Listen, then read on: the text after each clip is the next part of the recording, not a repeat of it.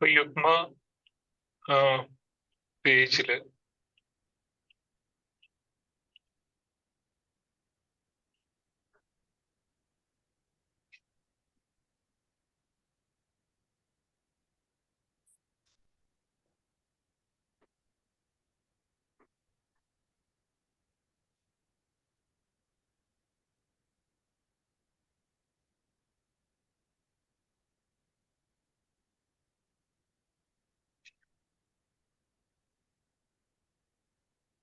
Okay, live start ചെയ്തിട്ടുണ്ട്. Okay,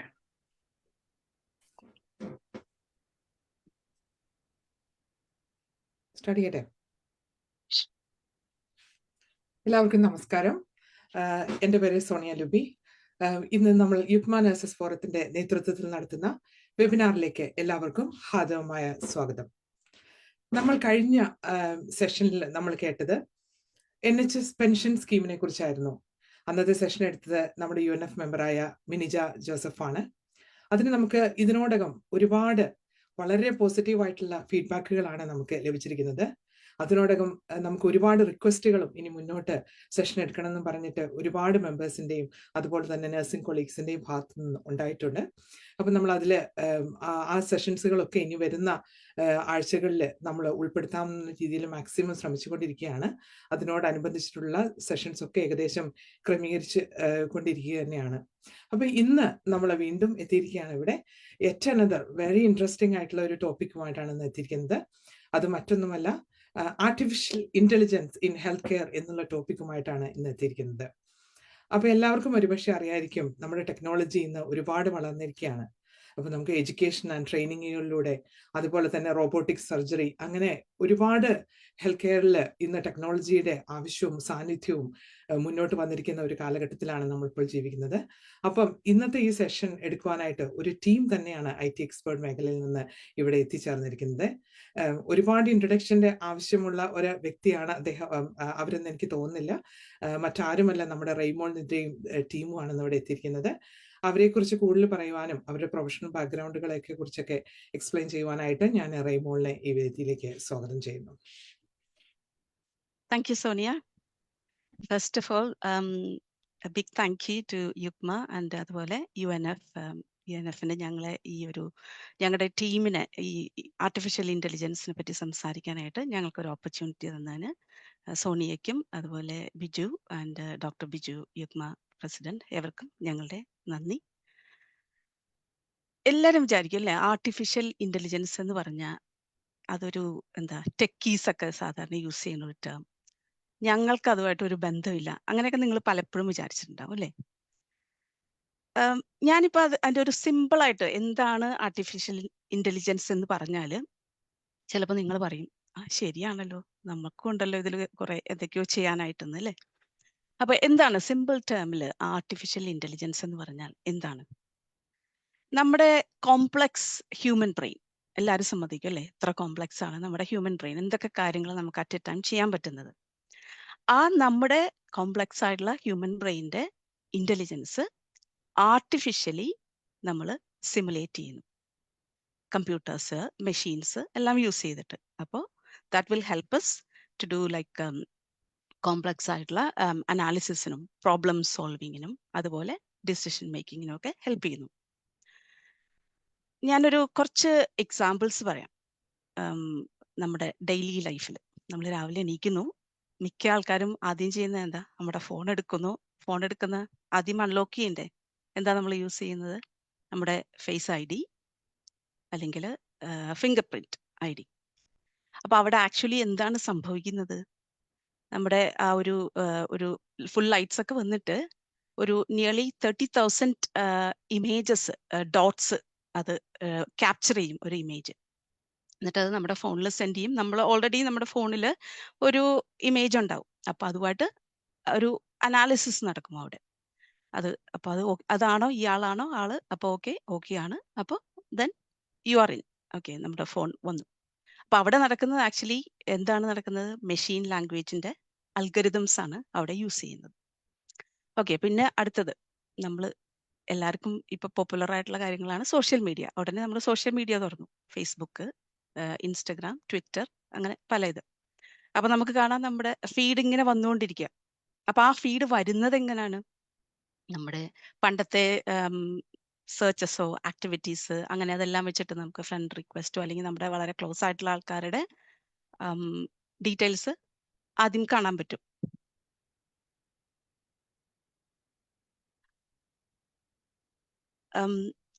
അപ്പോൾ അത് വരുന്നതും ആർട്ടിഫിഷ്യൽ ഇന്റലിജൻസിന്റെ തന്നെ മെഷീൻ ലേണിംഗ് അൽഗരിതംസ് ഒക്കെ യൂസ് ചെയ്തിട്ടാണ്. പിന്നെ നമ്മൾ എന്തെങ്കിലും ഇന്ന് എനിക്ക് ഒരു കാര്യം ചെയ്യാനുണ്ട്, അപ്പോൾ അതിനു വേണ്ടിയിട്ട് നമ്മൾ ഒരു സെർച്ച് എഞ്ചിൻ ഏതെങ്കിലും ഗൂഗിളോ അങ്ങനെ ഏതെങ്കിലും സെർച്ച് എഞ്ചിനിലേക്ക് പോകും. അവിടെയും നമ്മൾ കാണും ഒരുപാട് നമ്മുടെ പാസ്റ്റ് സെർച്ച് ഹിസ്റ്ററി അങ്ങനെ പലതെല്ലാം യൂസ് ചെയ്തിട്ട് വരും. നമുക്ക് കുറേ സജഷൻസ് വരും, അല്ലെങ്കിൽ ഗൂഗിൾ ആർട്സ് വരും. അതെല്ലാം ഈ AI അൽഗരിതംസ് തന്നെ വെച്ചിട്ടുള്ള വേറൊരു യൂസാണ്. പിന്നെ വേറെ നമ്മൾ രാവിലെ ജോലിക്ക് പോകുന്നു, അതിന് നമ്മൾ കാറിൽ എല്ലാവരും തന്നെ യൂസ് ചെയ്യുന്നതാണ് ഗൂഗിൾ മാപ്സ്. ഗൂഗിൾ മാപ്സിന്റെ അതും യൂസ് ചെയ്യുന്ന എന്താണ്, റിയൽ ടൈം ട്രാഫിക് ഡേറ്റ വെച്ചിട്ട് നമുക്ക് നമ്മൾ പോകുന്ന ആ റൂട്ടിൽ ഭയങ്കര ട്രാഫിക് ബ്ലോക്ക് ഉണ്ട്, so it will give us വേറൊരു ഡയറക്ഷൻ തരും അല്ലെ, ആ റൂട്ടൊക്കെ സജസ്റ്റ് ചെയ്യുന്നതും. That is also AI algorithm. പിന്നെ ഡെഫിനറ്റ്ലി നമ്മുടെ ഡെയിലി ലൈഫിൽ നമ്മൾ ഇപ്പൊ എല്ലാവരും വളരെ യൂസ്ഡ് ആണ് ചാറ്റ് ബോട്ട്സ് എല്ലാം അല്ലെ. അത് ഹെൽത്ത് സെക്ടറിലും ഉണ്ട്, അല്ലാതെ തന്നെ നോർമൽ ഏത് സൈറ്റിൽ പോയാലും നമുക്ക് കാണാം ചാറ്റ് ബോട്ട്സ്. ആ ചാറ്റ് ബോട്ട്സ് ഹെൽപ്പ് ചെയ്യും. നമ്മൾ ചോദിക്കുമ്പോൾ ഓരോ ക്വസ്റ്റ്യൻസ് ചോദിക്കുമ്പോൾ അതിനനുസരിച്ചിട്ടുള്ള റിപ്ലൈ തരുന്നു, അങ്ങനെ അല്ലെങ്കിൽ നമ്മളെ വേറെ ഇതിലോട്ടൊക്കെ ഡയറക്റ്റ് ചെയ്യുന്നു. അവിടെ യൂസ് ചെയ്യുന്നതും എന്താണ്, ഈ നാച്ചുറൽ ലാംഗ്വേജ് പ്രോസസ്സിംഗ് എന്ന് പറഞ്ഞിട്ടുള്ള NLP അൽഗരിതംസ് ആണ് അവിടെ യൂസ് ചെയ്യുന്നത്. പിന്നെ ഡെയിലി ലൈഫിൽ ബാങ്കിങ് സെക്ടർ, പിന്നെ അതുപോലെ നമ്മുടെ ഓൺലൈൻ ഷോപ്പിംഗ്, അതുപോലെ നമ്മൾ യൂട്യൂബ് വീഡിയോസ് ഒക്കെ കാണാൻ പോകുമ്പോൾ നമുക്ക് ഡെഫിനറ്റ്ലി നമുക്കൊരു ഓട്ടോമാറ്റിക്കലി നമുക്ക് സജഷൻസ് വരും അവിടെ അല്ലേ. അതൊക്കെ നമ്മുടെ ഈ ഡെയിലി ആക്ടിവിറ്റീസ് എല്ലാം ഈ AI ജനറേറ്റഡ് ആയിട്ടുള്ള ഇത് വെച്ചിട്ടാണ് ഓട്ടോമാറ്റിക്കലി വരുന്നത്. അതുപോലെ നമ്മൾ എന്തെങ്കിലും ടൈപ്പ് ചെയ്യുമ്പോൾ തന്നെ ഇപ്പോൾ ഈ ടെക്സ്റ്റ് എല്ലാം ഓട്ടോമാറ്റിക്കലി വരും നമുക്ക് അല്ലേ. നമുക്കൊന്ന് ഇപ്പോൾ ഫോർ എക്സാമ്പിൾ ഫേസ്ബുക്കിൽ നമ്മൾ ആരെങ്കിലും ഒരു ആളുടെ ബർത്ത്ഡേ എന്ന് പറഞ്ഞാൽ ഓട്ടോമാറ്റിക്കലി നമുക്ക് വരും അവിടെ ഹാപ്പി ബർത്ത്ഡേ ആണ് അടുത്തത് വരേണ്ടതെന്ന്. അപ്പോൾ നമുക്ക് അവിടെ ഒന്ന് ക്ലിക്ക് ചെയ്താൽ മതി, നമുക്ക് ടൈപ്പ് പോലും ചെയ്യേണ്ട. അതുപോലെ ഓട്ടോമാറ്റിക്കലി ഗ്രാമറും പിന്നെ എന്താ പറയുക എല്ലാം കറക്റ്റായിട്ട് അവിടെ തന്നെ വരും. നമ്മൾ എന്താണ് എഴുതാൻ ഉദ്ദേശിക്കുന്നത് അതൊക്കെ ചിലപ്പോൾ അവിടെ വരുന്നത് കാണും അല്ലേ. ഇനിയിപ്പോൾ നിങ്ങൾ ആരും പറയില്ലല്ലോ ആർട്ടിഫിഷ്യൽ ഇന്റലിജൻസും ഞങ്ങളുമായിട്ട് ഒരു ബന്ധമില്ലെന്ന്. ഡെഫിനറ്റ്ലി ഉണ്ട്. ഇപ്പോഴത്തെ ഒരു വേൾഡിൽ ആർട്ടിഫിഷ്യൽ ഇന്റലിജൻസ് ഇല്ലാതെ നമുക്ക് ജീവിക്കുക എന്ന് പറയുന്നതും ഒരു ബുദ്ധിമുട്ടായിട്ടുള്ള കാര്യമായിട്ടുണ്ട്. അതുപോലെ AIയുടെ പുറകിലുള്ള കുറച്ച് കാര്യങ്ങൾ പറയുമ്പോൾ നമ്മൾ ഹൈസ്കൂളിലും പിന്നെ പ്രീ ഡിഗ്രിക്കൊക്കെ ഒരു +2 എല്ലാം ഒരുപാട് മാത്സ് പഠിച്ചിട്ടുണ്ട്. അപ്പോഴേ നമ്മൾ വിചാരിച്ചിട്ടുണ്ട് അയ്യോ മാത്സ് എനിക്ക് അത്ര ഇൻട്രസ്റ്റ് ഉള്ള ടോപ്പിക് അല്ല, എന്തിനാണ് ഈ മാത്സ് മുഴുവൻ പഠിച്ചു കൂട്ടുന്നതെന്ന്. ബട്ട് തിങ്ക് അബൌട്ട് ഇറ്റ്, ഈ ആക്ച്വലി AIയുടെ ബാക്കിലുള്ളത് മെയിൻ മാത്സിന്റെ സ്റ്റാറ്റിസ്റ്റിക്സ്, പ്രോബബിലിറ്റി, പിന്നെ ഓൾജിബ്ര, ഇതൊക്കെ തന്നെയാണ് മെയിൻലി യൂസ് ചെയ്തിട്ടുള്ളത്. അപ്പം മാത്സിനും ഫ്യൂച്ചറിൽ യൂസ് ഉണ്ട് എന്ന് മനസ്സിലാക്കാം. പിന്നെ നിങ്ങളുടെ നഴ്സിംഗ് ഫീൽഡിൽ AI കൊണ്ടുള്ള ഒരു ട്രാൻസ്ഫോർമേറ്റീവ് ഇമ്പാക്റ്റിനെ പറ്റി ഞാൻ കുറച്ച് കാര്യങ്ങൾ പറയാം. അപ്പോൾ കുറച്ച് ഹോപ്പ്ഫുള്ളി നിങ്ങൾക്ക് അത് റിലേറ്റ് ചെയ്യാൻ പറ്റുമായിരിക്കും എന്തൊക്കെയാണ് അതുകൊണ്ടുണ്ടാകുന്ന ബെനിഫിറ്റ്സ് എന്നുള്ളത്. ഫസ്റ്റ് ഓഫ് ഓൾ, ഒന്ന് പേഷ്യൻ്റ് മോണിറ്ററിങ്. പേഷ്യൻ്റ് മോണിറ്ററിങ്ങിൽ ഒരുപാട് AI പവേർഡ് ഡിവൈസസ്, നമ്മുടെ വെയറബിൾസ് നമ്മൾ പേഷ്യൻസിന് ബോഡിയിൽ പല ഇതിൽ വെക്കുമ്പോൾ അവിടുന്ന് ഒരുപാട് ഡേറ്റ അത് സെൻഡ് ചെയ്യും. ലൈക്ക് ഹാർട്ട് റേറ്റ്, അതുപോലെ ബ്ലഡ് പ്രഷർ, പിന്നെ സ്ലീപ്പ് പാറ്റേൺ, അവരുടെ ആക്ടിവിറ്റി ലെവൽസ്, അങ്ങനെ പല കാര്യങ്ങൾ. അപ്പം അതിൽ നിന്ന് AI algorithms it can send alerts and notifications to healthcare providers. അപ്പോൾ ഏതെങ്കിലും ഒരു എന്തെങ്കിലും പെട്ടെന്ന് റീഡിങ്ങിൽ എന്തെങ്കിലും ചേഞ്ചസ് ഉണ്ട്, അല്ലെങ്കിൽ ഒരു എന്തെങ്കിലും ഒരു ഡെഫിനറ്റ്ലി അറ്റൻഷൻ കൊടുക്കേണ്ട കാര്യമുണ്ട് എന്നൊക്കെ ആണെങ്കിൽ automatically it can generate alerts to health care providers. Second one is schedule management.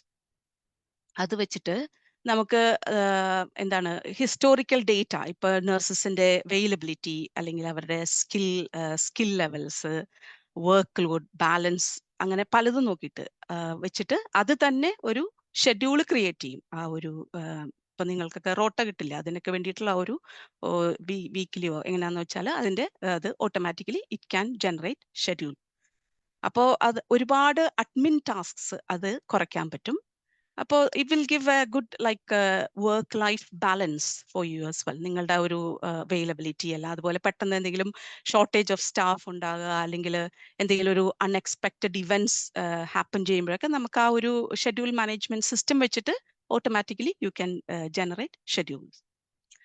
Next one, clinical decision support. അതിൽ നമ്മൾ പേഷ്യൻസിന്റെ ഡേറ്റ, മെഡിക്കൽ റെക്കോർഡ്സ്, പിന്നെ അവരുടെ ലാബ് റിസൾട്ട്സ് അല്ലെങ്കിൽ പാത്തോളജി റിപ്പോർട്ട്സ്, പിന്നെ ജനറ്റിക് പ്രൊഫൈൽസ്, പിന്നെ സ്കാൻ ഇമേജസ് എല്ലാം നമ്മൾ ഇൻപുട്ട് ചെയ്യുമ്പോൾ AI algorithms it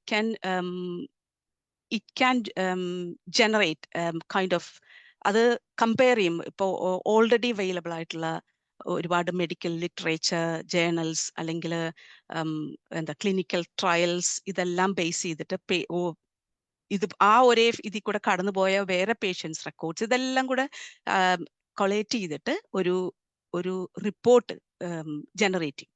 അത് ജനറേറ്റ് ചെയ്യുമ്പം ഇറ്റ് വിൽ ഹെൽപ്പ് ഈ ഫീൽഡിൽ വർക്ക് ചെയ്യുന്നവർക്ക് to make a better decision. But again AI can suggest things to you. ഇത് ഒരിക്കലും നിങ്ങളുടെ ജോബിനെ റീപ്ലേസ് ചെയ്യാനുള്ളതല്ല. It gives you some kind of support to make better decision.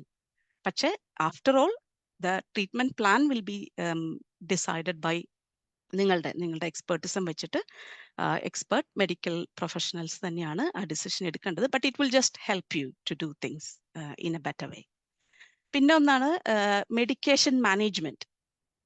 അത് AI algorithm, it can help you to like flag എന്തെങ്കിലും പെട്ടെന്ന് inconsistency of അവരുടെ മെഡിസിൻസിലോ അല്ലെങ്കിൽ ഡോസ് വ്യത്യാസം അങ്ങനെ എന്തെങ്കിലുമൊക്കെ ഉണ്ടാകുമ്പോൾ ഇറ്റ് ക്യാൻ അലേർട്ട് ഇങ്ങനെ പ്രശ്നങ്ങളുണ്ട് എന്നുള്ളത്. സോ ഒരിക്കലും നമ്മൾ അതൊരു മിസ് ചെയ്യില്ല എന്തെങ്കിലും ഇഷ്യൂസ് ആ ഏരിയയിൽ ഉണ്ടായിട്ടുണ്ടെങ്കിൽ.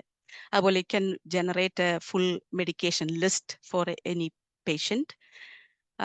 പിന്നെ റിയൽ ടൈം റിമൈൻഡേഴ്സും അലേർട്സും എല്ലാം വന്നുകൊണ്ടിരിക്കും.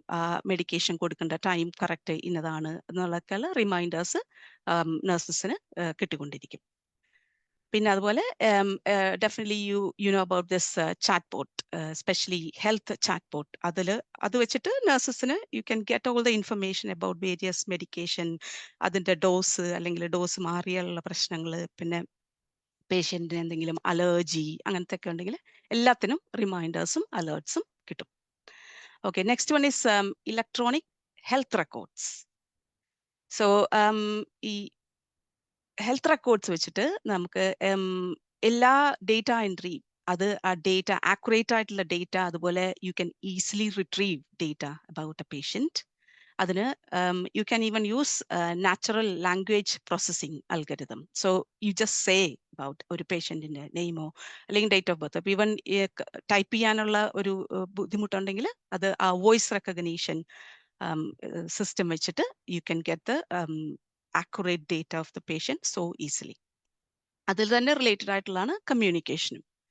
അതുപോലെ ഞാൻ നേരത്തെ പറഞ്ഞതുപോലെ AI പവേർഡ് ചാറ്റ് ബോട്ട് വെച്ചിട്ട് NLP algorithm, that's natural language processing algorithm വെച്ചിട്ട് you can easily do like commands പറഞ്ഞാൽ മതി, it will do things for you. Especially ഒരുപാട് റിപ്പോർട്ട്സ് എഴുതി നിങ്ങൾ നിങ്ങളുടെ ലൈഫിൽ എനിക്ക് തോന്നുന്നു പേഷ്യൻ്റ് കെയറിന് കുറേ കൂടെ ടൈം നിങ്ങൾക്ക് യൂസ് ചെയ്യാൻ പറ്റും ഇങ്ങനത്തെ കുറച്ചും കൂടെ നല്ല ടൂൾസ് യൂസ് ചെയ്താൽ. എസ്പെഷ്യലി റിപ്പോർട്ട്സ് എഴുതാൻ. ഈവൻ ഞങ്ങളുടെ മോള് actually she's a speech and language therapist ഇവിടെ ഓക്സ്ഫോർഡ് NHS.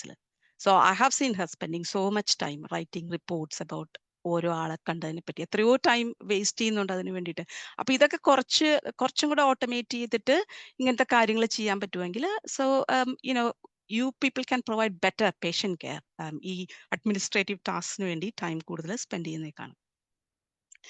വേറെ ഒരു area wound care management.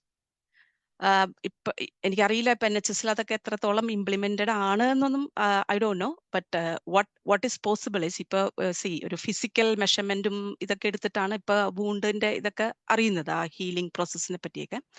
But you can use like lots of എന്താണ് ഈവൻ ഹൈ റെസൊല്യൂഷൻ ക്യാമറയുള്ള സ്മാർട്ട് ഫോൺസോ അല്ലെങ്കിൽ സ്പെഷ്യലൈസ്ഡ് ഇമേജിംഗ് ഡിവൈസസോ യൂസ് ചെയ്താൽ ആ ഫോട്ടോസ് സെൻഡ് ചെയ്താൽ മതി. ദെൻ AI will generate അതിൻ്റെ ഡിപ്പെൻഡിങ് ഓൺ ആ വൂണ്ടിൻ്റെ ഡെപ്ത്, കളർ അല്ലെങ്കിൽ ടെക്സ്ചർ ഇതെല്ലാം വെച്ചിട്ട് AI will tell you how long it will take, ആ ഹീലിംഗ് പ്രോസസ്സ് എത്ര എടുക്കും എന്നുള്ളതിനെ പറ്റിയോ അങ്ങനെ. അതുപോലെ എന്തെങ്കിലും ഇൻഫെക്ഷൻ ഉണ്ടാവാനുള്ള ചാൻസസ് ഉണ്ട്. അതൊക്കെ ആകുമ്പോൾ you will get alerts about it. അപ്പോൾ നമ്മുടെ ആ management side of these things will help. അത് എത്രത്തോളം നമ്മുടെ ട്രീറ്റ്മെന്റിനൊക്കെ ഇത് ഹെൽപ്ഫുൾ ആയിരിക്കും അല്ലെ. Next one is post anaesthesia care. ആ ഒരു പേഷ്യൻറ്റിനെ അവിടെ അഡ്മിറ്റ് ചെയ്ത് കഴിയുമ്പോഴോ അപ്പോൾ അവരുടെ എന്തെങ്കിലും വെയറബിൾ ഡിവൈസസ് അല്ലെങ്കിൽ മോണിറ്ററിങ് ഡിവൈസസ് അറ്റാച്ച് ചെയ്ത് കഴിയുമ്പോൾ ഒരാൾക്ക് തന്നെ ഒരു പേഷ്യൻറ്റിനെ ഫുൾ മോണിറ്റർ ചെയ്തുകൊണ്ടിരിക്കേണ്ട കാര്യമില്ല. സോ AI will generate എന്തെങ്കിലും കോംപ്ലിക്കേഷൻസ് ഉണ്ട് അല്ലെങ്കിലും എമർജൻസി ആയിട്ട് നോക്കേണ്ട ആവശ്യമുണ്ട്, അതെല്ലാം അപ്പോൾ you will get automatic alerts from their body about how long it will take ഇതിന് റിക്കവർ ചെയ്ത് വരാനും. അപ്പോൾ it can help you to sort of provide better patient care and എന്തെങ്കിലും ഒരു അത് AI അത് അനലൈസ് ചെയ്യുമ്പോഴോ ആ ഒരു സ്റ്റേജസിൽ കൂടെ കടന്നുപോയിട്ടുള്ള പാസ്റ്റ് പേഷ്യൻസിന്റെ ഡേറ്റ എല്ലാം അനലൈസ് ചെയ്തിട്ടായിരിക്കാം അത് പറയുന്നത്, ഈ കറന്റ് പേഷ്യന്റിന്റെ ഡീറ്റെയിൽസും കൂടെ അനലൈസ് ചെയ്തിട്ട്. സോ ആ ഒരു റിസോഴ്സ് അലൊക്കേഷനൊക്കെ ഡെഫിനറ്റ്ലി ഇറ്റ് വിൽ ഹെൽപ്പ്. പിന്നെ വേറെ നിങ്ങൾ ചെയ്യുന്ന ഇതാണ് ഷിഫ്റ്റ് ഹാൻഡ് ഓവർ പ്രോസസ്സ്. കുറെ പേര് നോട്ട്സ് ഒക്കെ ഒരുപാട് എഴുതി ടൈം കളയുന്നുണ്ട് അല്ലേ. അപ്പോൾ അത് ആ ഹാൻഡ് ഓവർ ചെയ്യുന്ന ടൈമിൽ so you can again use ഈ എന്താ പറയുക വോയിസ് റെക്കഗ്നീഷൻ സിസ്റ്റംസോ അല്ലെങ്കിൽ നാച്ചുറൽ ലാംഗ്വേജ് പ്രോസസ്സിംഗ് അൽഗരിതം എല്ലാം വെച്ചിട്ട് ജസ്റ്റ് പറയുക എന്തൊക്കെയാണ് പേഷ്യൻറ്റിനെ ചെയ്തതെന്നോ ഡോസേജോ അതെല്ലാം പേഷ്യൻ്റ് റെക്കോർഡ്സിൽ അത് ഇത് ചെയ്താൽ നെക്സ്റ്റ് ആ ഡ്യൂട്ടിയിലൊക്കെ വരുന്ന ആൾക്ക് അത് ഒരുപാട് ഹെൽപ്ഫുൾ ആയിരിക്കും. ആ ഷിഫ്റ്റ് അങ്ങനെ ഹാൻഡ് ഓവർ ചെയ്യുക process it will be much easier for you. പിന്നെ ലാസ്റ്റ് നോട്ട് ദ ലീസ്റ്റ്, നമ്മളെല്ലാവരും വർക്ക് ചെയ്യുന്നത് എന്തിനാണ്? ഒരു ജോലിയൊക്കെ കഴിഞ്ഞ് കുറച്ച് റിട്ടയർമെന്റ് ഒക്കെ ആകുമ്പോൾ ഒരു റിലാക്സ്ഡ് ആയിട്ടുള്ള ഒരു ലൈഫിനൊക്കെ വേണ്ടി തന്നെയാണ്. അപ്പോൾ AI algorithms can help you to provide like a personalized advice in the retirement പ്ലാനിന് എന്തൊക്കെ ചെയ്താലായിരിക്കാം നിങ്ങളുടെ ലൈഫിൽ നന്നായിട്ട് പോകാൻ പറ്റും. അപ്പം നമ്മുടെ എല്ലാ ഡീറ്റെയിൽസും അതിൽ ഇൻപുട്ട് ചെയ്യുക. It will give you better solution of how to lead a good life after retirement as well. Okay, അപ്പോൾ ഞാൻ കുറച്ച് കാര്യങ്ങൾ ഇങ്ങനത്തെ ഇതിനെപ്പറ്റി പറഞ്ഞു. ഞങ്ങളുടെ ടീമിൽ വേറെയും കുറച്ച് പേരുണ്ട് ഇതിനെപ്പറ്റി കുറേയും കൂടെ ഡീറ്റെയിൽഡ് ആയിട്ട് പറയും. നമ്മുടെ അതുപോലെ തന്നെ ഞങ്ങൾ കൂടുതൽ തിയററ്റിക്കൽ ആയിട്ടാണ് പറയുന്നത്. അതിനൊപ്പം തന്നെ നമ്മുടെ കൂടെ കുറച്ച് ഈ ഫീൽഡിൽ വർക്ക് ചെയ്യുന്ന ആൾക്കാരും ഉണ്ട് ഈ ടീമിൽ. അവർക്ക് കുറച്ചും കൂടെ ഇതിൽ വർക്ക് ചെയ്യുന്നതിനുള്ള എക്സ്പീരിയൻസും അതെങ്ങനെ അവരെ ഹെൽപ്പ് ചെയ്തു എന്നൊക്കെ പറയാനായിട്ട് കുറച്ച് പേര് നമ്മുടെ കൂടെ ജോയിൻ ചെയ്തിട്ടുണ്ട്. ഞാൻ ഓരോരുത്തരെ 1 by 1 ഐ വിൽ ഇൻവൈറ്റ്. ഈ GP പ്രാക്ടീസസിൽ എങ്ങനെയാണ് AI അല്ലെങ്കിൽ ലേറ്റസ്റ്റ് ടെക്നോളജി ഹെൽപ്പ് ചെയ്യുക എന്നുള്ളതിനെ പറ്റി സംസാരിക്കാനായിട്ട് we have Dr. Febin Bashir from Swindon here. 25 years മുകളിലായിട്ട് GP ആയിട്ട് വർക്ക് ചെയ്യുന്നു സ്വിൻഡനിൽ. So I'd like to welcome Dr. Febin to talk about her experience as a GP. Thank you, Febin. Thanks, Raymond, and thank you everybody for listening. Raymond has already alluded to some of the areas that we use AI in day-to-day life, and it's very prevalent in the medical field as well. Probably we haven't recognized it as AI. For example, when you're ringing up to get an appointment with the GP, these days there's something called an e-consulting platforms where you fill in your symptoms, your previous medications or past history. So it's an AI-based application that runs behind it and gives you information about, yes, you need a GP appointment, contact 111 or go to the pharmacy. So that's driven by AI. It also is used to improve the patient communication and engagement. Like Raymond said, the chat boxes and virtual health assistants, they are there to answer patient queries and provide information on their condition. we all use Google Now and Alexa. They are prime examples of virtual assistants. And these programs can provide information about not just nearby hospitals, pharmacies, doctors' offices, and opening hours. You can also input data about the medical conditions. So they keep track of their medication, their schedules, and also provide reminders for the medications and appointments. The other one is managing the medical records. We already touched on it, the electronic health records management. So again, AI is an prime instrumental tool in collecting and analyzing the data from the medical records, which contains the history of your hospital encounters, records of the diagnosis and interventions, lab tests, medical images, clinical narratives. For example, if I want to prescribe a medication to a person, I wouldn't have the time to sit there and look through all the previous consultations. It will take a bit of time. Probably in a 10-minute consultation, it's practically impossible. So when I type in a medication, that will give interactions, the conditions that it should not be prescribed for. Again, that's an example of AI. Health monitoring, wearable devices like smartwatches and health trackers are good examples of AI in healthcare at home. So these monitor information about heart rates, rhythms, our sleep patterns, stress management, and they can be used to relay information and detect changes or irregularities. And also the doctors and patients can work together to create personalized alert systems based on the issues they're trying to address. For example, if a patient is known to have an abnormal heart rhythm, it will detect it and it can send information to a medical professional or to the ambulance services or the healthcare monitoring facilities like a single point of access, and it can alert them that this person is going to a very high heartbeat or there are certain irregularities of the heart that warrants an ambulance visit, or people who have got epilepsy. That's another prime example, because often there are changes in our heart rate, our blood pressure, our temperature before we get an epileptic attack, and that sends information across. The other thing is diagnosis. There are a number of different diagnostic tools that are used in healthcare powered by AI. One of them we commonly use in the primary care is to interpreting the medical images. So the X-ray images can be automatically interpreted and analyzed for fractures, abnormalities. It also helps to speed up the diagnosis process and improve patient care.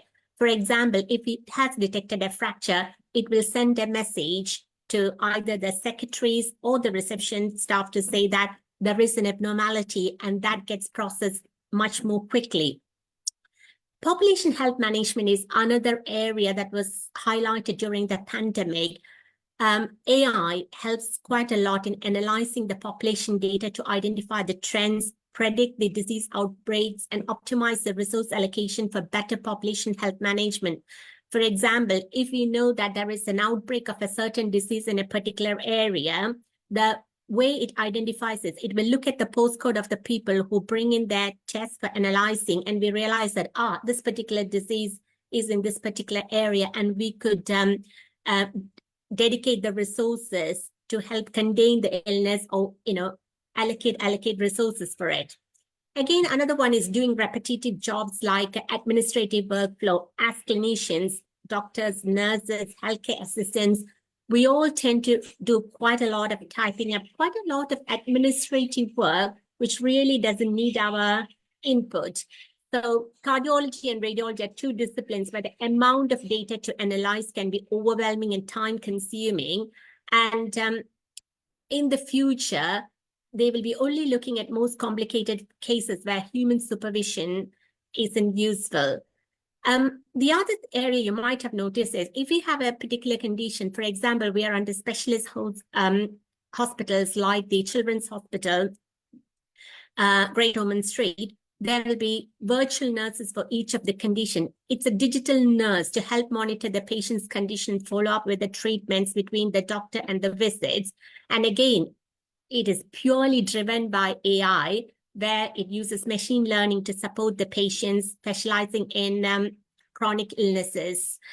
There are also in Boston Children's Hospital, they also have developed an app for Amazon Alexa, which we use all across the world now, that gives basic health information advice for parents of ill children. So it asks questions about medications and gives us an idea about whether it requires Dr. Wizard. So what I'm saying is that, it's there already all across the field. It's nothing innovative these days. I think we're always trying to sort of improvise on the existing data, existing tools, and make it use into our day-to-day life. The other question I hear about is that going to affect our jobs? Not really. It's only going to enable us to do it much more efficiently. Thank you. Thank you, Febin.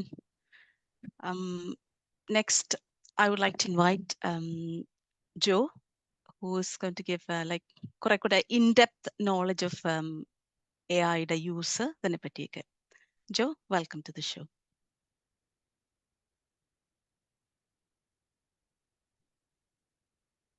Joe, I think you're on mute.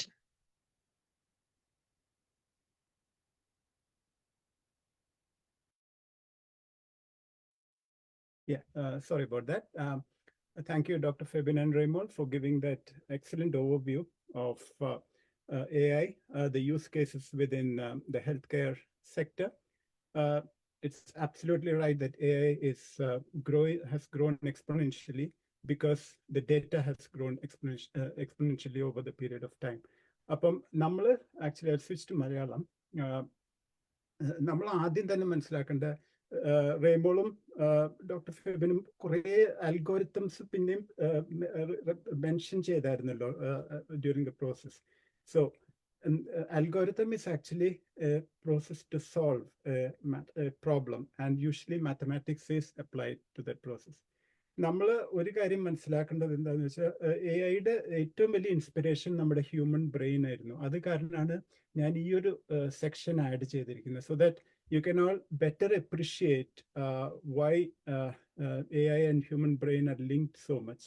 So, നമ്മൾ ഈ learning process of the human brain എന്ന് പറഞ്ഞാൽ നമ്മൾ കുഞ്ഞുങ്ങളായിരിക്കുമ്പം our brain is full of neurons all the time, right? But നമ്മുടെ learning process എന്ന് പറയുന്നത് നമ്മുടെ neurons തമ്മിലുള്ള കണക്ഷൻ ആണ്. അപ്പം ഞാനും എൻ്റെ മോള് ഇറക്കിയും ഞങ്ങൾ കുറേ ഡിസ്കസ് ചെയ്തിട്ടുണ്ട് ഇതിനെപ്പറ്റി. The neuron formations and the interconnections between the neurons in the brain, that all contributes to the learning process. Now, in fact, നമ്മളൊരു കാര്യം പഠിക്കുമ്പോൾ നമ്മുടെ ന്യൂറൽ ലെയേഴ്സിൽ interconnections ഉണ്ട്. And then ഒരു പഠനം നമ്മുടെ കംപ്ലീറ്റ് ആകുമ്പോൾ that layer becomes fully trained for that particular situation. Then another layer gets trained for another situation. Then the layers get correlated. Between the layers, correlation there is actually synaptic signals that travel from one set of neurons to the next set of neurons, as I've understood it. So, in fact, our signal the strength and our learning ability decide like how much of that fact is embedded. So sometimes what happens is neurons actually has to store that piece of information. So there are things like long-term memory and short-term memory, which I'll come to a bit later. But before that, learning begins with encoding of information into the brain's memory systems. അതൊരു വലിയ ഘടകമാണ് ഇതിൻ്റെ whole ഇതിൽ. Next slide. Actually, I'm just trying to move to the next slide. Right. So you got short-term memory, which stores information temporarily, and long-term memory, which stores it for more extended period. And now, in fact, there are procedural memory and declarative memory. നമ്മുടെ ലൈഫിൽ സംഭവിച്ച facts and events are the declarative memory. ഇപ്പം നമ്മൾ നോക്കിക്കഴിഞ്ഞാൽ നമ്മുടെ കാരണന്മാർ വളരെ പ്രായമായിട്ടുള്ള generation, they have got lot of episodal memory. Actually അവരുടെ പഴയ കാര്യങ്ങൾ അവർക്ക് ഓർത്തെടുക്കാൻ ഭയങ്കര എളുപ്പമായിരിക്കും. പക്ഷെ ചിലപ്പോൾ ഷോർട്ട് ടേം മെമ്മറി അവരുടെ അത്രയും സ്ട്രോങ് അല്ലായിരിക്കും. 5 മിനിറ്റ് മുമ്പ് സംഭവിച്ച കാര്യങ്ങൾ അറിയില്ലായിരിക്കും. This is actually one of the fundamental principles of learning. Like our brain actually is reorganizing all the time. The neurons in our brain are reorganizing all the time into newer and newer layers, right? And നമ്മുടെ memory ചിലപ്പോൾ നമ്മൾ ഉറങ്ങിക്കിടക്കുമ്പോഴായിരിക്കും നമ്മുടെ ഏറ്റവും കൂടുതൽ brain active ആകുന്നത്. The layer of neurons keep on transferring information between the long-term memory and the short-term memory. So over time, it's important that we get involved with more areas of learning. So we may all be expert in a particular area, but it's continuously important to learn and evolve over time. Now, the next part I will say is how the information retrieval is important. നമ്മൾ ഓർത്തെടുക്കുക എന്ന് പറയില്ലേ, അത് വലിയൊരു important ഫാക്ടറാണ് നമ്മുടെ human ബ്രെയിനിന്റെ. പിന്നെ cognitive ability എന്ന് പറയുന്നത് നമ്മൾ പലതും കൂട്ടിച്ചേർത്ത് വായിക്കുക എന്ന് പറയില്ലേ, നമ്മുടെ ഒരു ഏരിയ ഓഫ് ലേണിംഗ് മറ്റേ ഏരിയ ഓഫ് ലേണിംഗ് ആയിട്ട് കണക്ട് ചെയ്തിട്ട് ഒരു larger level problem at larger scale you try to solve. ആ കൂട്ടിച്ചേർത്ത് വായിക്കുന്നത് that is a important connection between the neural layers. ഇതൊക്കെ ഇനി എങ്ങനെയാണ് നമ്മൾ കമ്പ്യൂട്ടിങ്ങിൽ ഇംപ്ലിമെന്റ് ചെയ്തിരിക്കുന്നത് ഇന്നത്തെ റെപ്പറ്റേറ്റീവ് പ്രോബ്ലംസ് സോൾവ് ചെയ്യാനായിട്ട്. അപ്പം ഈ ഇത്രയും യൂസ് കേസസ് നമ്മൾ പറഞ്ഞല്ലോ, ഇതിലൊക്കെ ഒരു ഫാക്ടർ കോമൺ ആണ്. there are algorithms happening in the back behind the scenes, right? And neural networks is not the only source of inspiration for AI. There have been many other areas in the past as well. In fact, I have done a project at IIT Delhi back in 98, which was based on forward chaining. Now, forward chaining okay use cheyyunnunno ennu ariyilla, but AI is not new. It has been there from 1956 onwards. But even before that, people used to think of symbol systems and the converting speech to speech and other signals into symbols and also. AI is not a new field. What has changed recently is നമ്മുടെ computing power has changed. Like NVIDIA and all, they've made the GPUs which can process more information. So what was not possible during the past, these AI algorithms are now possible to be run on this kind of processing power which we have today. So നമ്മുടെ ഞാനിപ്പോൾ ഒരു കാര്യം നിങ്ങൾ ഓർത്തെടുക്കുന്നുണ്ടാവും, ഞാൻ പറഞ്ഞത് ഒരു layer of ന്യൂറോൺസിന് മറ്റേ ലെയറിലേക്ക് signal strength ആണ് what is actually part of the learning process. അത് കമ്പ്യൂട്ടിങ്ങിൽ എങ്ങനെ ഇംപ്ലിമെന്റ് ചെയ്തിരിക്കുന്നത് എന്ന് വെച്ചാൽ ദ വെയ്റ്റ്സ്. അപ്പം ഇപ്പൊ ഞാൻ ഈ W1 അതൊക്കെ കാണിച്ചിട്ടില്ല, ആ വെയ്റ്റ്സ് അത് ഒരു ഇനീഷ്യലി നമ്മൾ പഠിക്കുമ്പോൾ ഒരു കൊച്ചു പഠിക്കുന്ന പോലെ, ഒരു കുഞ്ഞ് പഠിക്കുന്ന പോലെ ആദ്യം കുറെ റാൻഡം അവരുടെ പരിസരങ്ങളിൽ നിന്ന് അവരുടെ കാരണന്മാരിൽ നിന്നൊക്കെ അവർ കുറെ കാര്യങ്ങൾ പഠിക്കും ഇല്ലേ. അപ്പം അത് ആണ് അതിൻ്റെ ആ സ്ട്രെങ്ത് വെച്ച് അവർ തന്നെ കുറച്ച് വെയ്റ്റ്സ് ഫോം ചെയ്യും. പിന്നെ അത് കഴിഞ്ഞിട്ട് each layer feeds to the next layer. Finally ഒരു ഔട്ട്പുട്ട് ലെയർ വരും. അപ്പോൾ ആ ഔട്ട്പുട്ട് ലെയർ വരുമ്പോൾ അതിന്റെ നെറ്റ് റിസൾട്ട്. സോ അവരുടെ കേസിൽ അത് അല്ലെങ്കിൽ നമ്മുടെ ബ്രെയിനിന്റെ കേസസിൽ it is actually transferring from the sensory neurons to the motor neurons. നമ്മുടെ ആക്ച്വലി സെൻസസ്, നമ്മുടെ 5 സെൻസസിൽ നിന്ന് നമ്മുടെ ആക്ച്വൽ മോട്ടർ ആക്ഷൻ അതിലേക്ക് ട്രാൻസ്ഫർ ചെയ്യുമ്പോഴാണ് നമ്മൾ ഒരു ആക്ഷൻസ് ചെയ്യുന്നത്.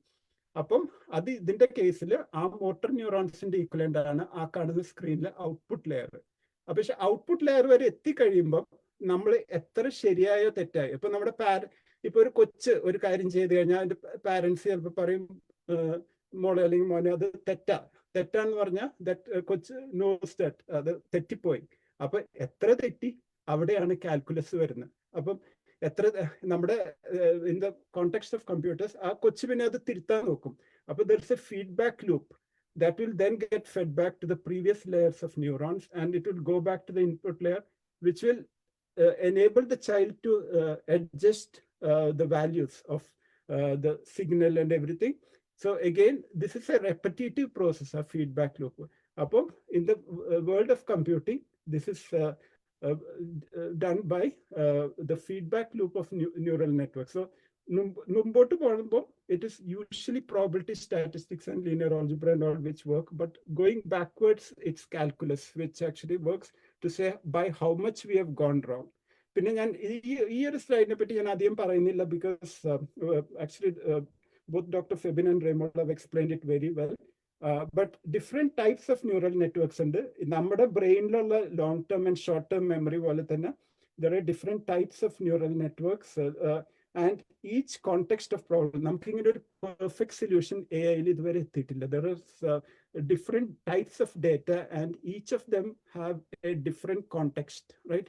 ഇപ്പോൾ ഒരു medical scan image is completely different to population health data. It's completely different to a genetic algorithm. അപ്പോൾ ഓരോ കോണ്ടെക്സ്റ്റിലും medical field professionals, eventually you will need to work with data scientists and say, okay, this is the thing we are most interested in. അല്ലെങ്കിൽ ഒരു feature എഞ്ചിനീയറിംഗിലാണെങ്കിൽ ഇതാണ് ഞങ്ങൾ most interest, this is the fact we want to know more about, ഞങ്ങൾക്ക് ഇതിനെപ്പറ്റി അറിയാൻ കൂടുതൽ ആഗ്രഹമുണ്ട്, then they will adjust the models accordingly. So nothing is perfect at today's world, but it's a completely continuously evolving system. Throughout there is a lot of changes happening. There are some applications like NHS and analytics and all, which you can all learn about. Patting in the courses and training, whatever be your field, you may be a doctor, surgeon, nurse, you may be a lab technician, radiologist. Just take this courses as much as possible if it is getting funded by your employer. There are different types of neural networks. One of the later ones has been this GANs, or generative adversarial networks. It may actually there is a generator model and a discriminator model. Upon ഒരു model മറ്റേതായിട്ട് compete ചെയ്യും. എന്നിട്ട് ഈ നമ്മൾ fake deep fakes എന്നൊക്കെ കേട്ടിട്ടില്ലേ? ഇപ്പോൾ ഒരാളുടെ crafted image ആണോ അല്ലെങ്കിൽ ഒറിജിനൽ ഇമേജ് ആണോ, the generator model tries to fool the discriminator model. അപ്പം ആ feedback loop in this case is kind of unsupervised. അപ്പോൾ ഒരു മോഡല് മറ്റേ മോഡലായിട്ട് കമ്പീറ്റ് ചെയ്യും. ഇത് നീ പറ, ഇത് ശരിയാണോ തെറ്റാണോ? അപ്പം മറ്റേത് പറയും അത് ശരിയാണ്. അപ്പൊ തെറ്റാണെങ്കിൽ പറയാം തെറ്റിപ്പോയി. അപ്പം the models both try to adjust the algorithms. അപ്പൊ അങ്ങനെ ഒരു training between the models it takes place. അപ്പൊ നമുക്കൊക്കെ സമയം കുറവാണല്ലോ. അപ്പം rather than നമ്മൾ പോയിട്ട് ഒരു ഫീച്ചർ എഞ്ചിനീയറിംഗ് ഒക്കെ ചെയ്യുന്നതിൽ മുമ്പ് to leave some of the complexity to these two models. നിങ്ങൾ തമ്മിൽ കമ്പീറ്റ് ചെയ്തിട്ട് let the computers do the competing and let them find out the best model. And അതിനും എന്നിട്ട് let them arrive at an optimal solution. അപ്പൊ അതൊരു another area of development ആണ്. പിന്നെ ഇതിന്റെ ഗാൻസിന്റെ use cases medical image augmentation. Okay, ഇതിനെപ്പറ്റി ഞാൻ ജസ്റ്റ് ഒന്ന് സംസാരിക്കുന്നുണ്ട്. ഈ മെഡിക്കൽ ഫീൽഡിൽ ഒരു പ്രശ്നം ഡേറ്റ സ്കാർസിറ്റി ആണ്. ഒന്നാമത് കുറെ റെഗുലേഷൻസും അതുമൊക്കെ ഉണ്ട്. അപ്പൊ ചില കാര്യങ്ങൾ നമുക്ക് സിന്തറ്റിക് ആയിട്ട് മോഡൽ ചെയ്യേണ്ടി വരും, ഇങ്ങനെ ഒരു മിസ്സിംഗ് ഡേറ്റ ഫില്ലപ്പ് ചെയ്യാനായിട്ട്. എന്നാലും ഈ ആപ്സിനൊക്കെ വർക്ക് ചെയ്യാൻ പറ്റുള്ളൂ. അപ്പം മെഡിക്കൽ ഇമേജ് ഓഗ്മെന്റേഷനിൽ ഗാൻസ് ആർ ക്വൈറ്റ് ഹെൽപ്ഫുൾ. പിന്നെ ക്ലാസ് ഡിസ്ട്രിബ്യൂഷൻസ് ബാലൻസ് ഔട്ട് ചെയ്യാൻ. അപ്പൊ ചില particular areas of the society may be under represented. ഇപ്പൊ ഡയബറ്റിക് അനാലിസിസിൽ ചിലപ്പം we may not have enough data about the BAME community or a particular community, we may not have enough data. Like how it is, it's not a balanced class distribution. How we can actually synthesize some of the data but, from what we already know. That is another thing which is an important use case of GAN. Pinna diagnostic models enhance it. Then very important thing is privacy preserving. അതെങ്ങനെയാന്ന് വെച്ചാൽ നമുക്ക് ഡേറ്റ anonymity വേണം, but at the same time you need to get the statistical output from the data to benefit the society. അപ്പോൾ key things like we try to hide certain things like the name of the person, the ethnicity. I mean, ethnicity in some cases it's needed, but for the betterment of the medical science. But there are things we don't really need to know the name of the person, the postcode, and all those things. So even though it may appear on the system visible to you, under the hood it is anonymized. So people that in technology we can't see that. So that is another important part. So there are also GANs are quite helpful in actually creating those synthetic images. Another thing is unsupervised learning. Okay, ഇതിന്റെ ഒരു use case, ഇപ്പം കോവിഡിന്റെ ഒരു variant വന്നു, അല്ലെങ്കിൽ നമുക്ക് ഇതുവരെ അറിയാത്തൊരു ഡിസീസ് വന്നു. We give it a sample and we don't know anything about it now. So we don't have any way to measure it. So അങ്ങനത്തെ കേസിൽ unsupervised learning let the system detect any patterns, right? അപ്പം one important part of any disease is one important part is to label the particular thing we are trying to analyze. But labeling is not possible. So we use unsupervised learning to label that thing initially, like to classify based on the clustering and disease subtypes, അതിൽ ഓരോ ഔട്ട്ലയേഴ്സും anomaly ഡിറ്റക്ഷനും പിന്നെ അതിൽ നമുക്ക് ആവശ്യമില്ലാത്ത data നമ്മൾ മാറ്റുവാണ്. അതിനാണ് dimensionality റിഡക്ഷനും feature extraction എന്നും പറയുന്നത്. പിന്നെ നെക്സ്റ്റ് പേജ്. ഓക്കെ, ഈ പേജ് ഞാൻ ആഡ് ചെയ്ത് it's only for the purpose ആയിട്ട് ഇപ്പോൾ ഒരു വലിയ ഹൈപ്പ് വേർഡ് ആണ് ChatGPT. So this is based on large language model, right? അപ്പൊ ഡീപ്പ് ലേണിംഗ് ഇപ്പൊ നമ്മൾ ഇതുവരെ പഠിച്ച എല്ലാ കാര്യങ്ങളും വാലിഡ് ആണ്, ന്യൂറൽ നെറ്റ്വർക്ക്സും അതിന്റെ ഇതൊക്കെ. So deep learning, it's one type, this large language model is one type of deep learning model, which is mainly used for natural language processing, right? Natural language, നമ്മുടെ പല ടെക്സ്റ്റിലും നമുക്ക് ഇൻഫർമേഷൻ ഉണ്ട് in many different languages. So ഇപ്പം ഒരു medical professional they want to get a piece of information, they have to scan through many documents. Our part is automated by the large language model. It is actually OpenAI, the ChatGPT 3 and GPT-4. There are different versions of it, and GPT-4 is the one which came out most recently, but it will be superseded in the next few months by GPT-5 and all. So they're not the only ones in the space. Meta's Llama, which is Library Leadership and Management Association, Google's BERT. ഞാൻ ഇതിൻ്റെയൊക്കെ full form എഴുതിയിട്ടുണ്ട്. അപ്പം നിങ്ങൾക്ക് ഒരു ഇതുണ്ടാവും, interest ഉണ്ടാവും ചിലപ്പോൾ അറിയാനായിട്ട് ഇതിൻ്റെയൊക്കെ ഫുൾ ഫോം എന്താണെന്ന്. അപ്പം ഗൂഗിളിൻ്റെ BERT, റോബർട്ട്, അതിൻ്റെയൊക്കെ ഫുൾ ഫോം ഞാൻ അതിൽ ലെഫ്റ്റ് സൈഡിൽ എഴുതിയിട്ടുണ്ട്. ആൻഡ് റൈറ്റ് സൈഡിൽ I try to put where it is used in the health care sector. അപ്പോൾ ക്ലിനിക്കൽ ഡോക്യുമെന്റേഷൻ, നോട്ട് ജനറേഷൻ ഒക്കെ ഈ ലാർജ് ലാംഗ്വേജ് മോഡലാണ് യൂസ് ചെയ്യുന്നത്. ഡോക്ടർ ഫെബിൻ പറഞ്ഞ പോലെ എല്ലാ കാര്യങ്ങൾക്കും നമ്മൾ ഈ പേഷ്യൻ്റ് ഇതൊക്കെ ജനറേറ്റ് ചെയ്യാൻ യൂസ് ചെയ്യുന്ന that could be the large language model. അതാണ് ഞാൻ മനസ്സിലാക്കുന്നത്.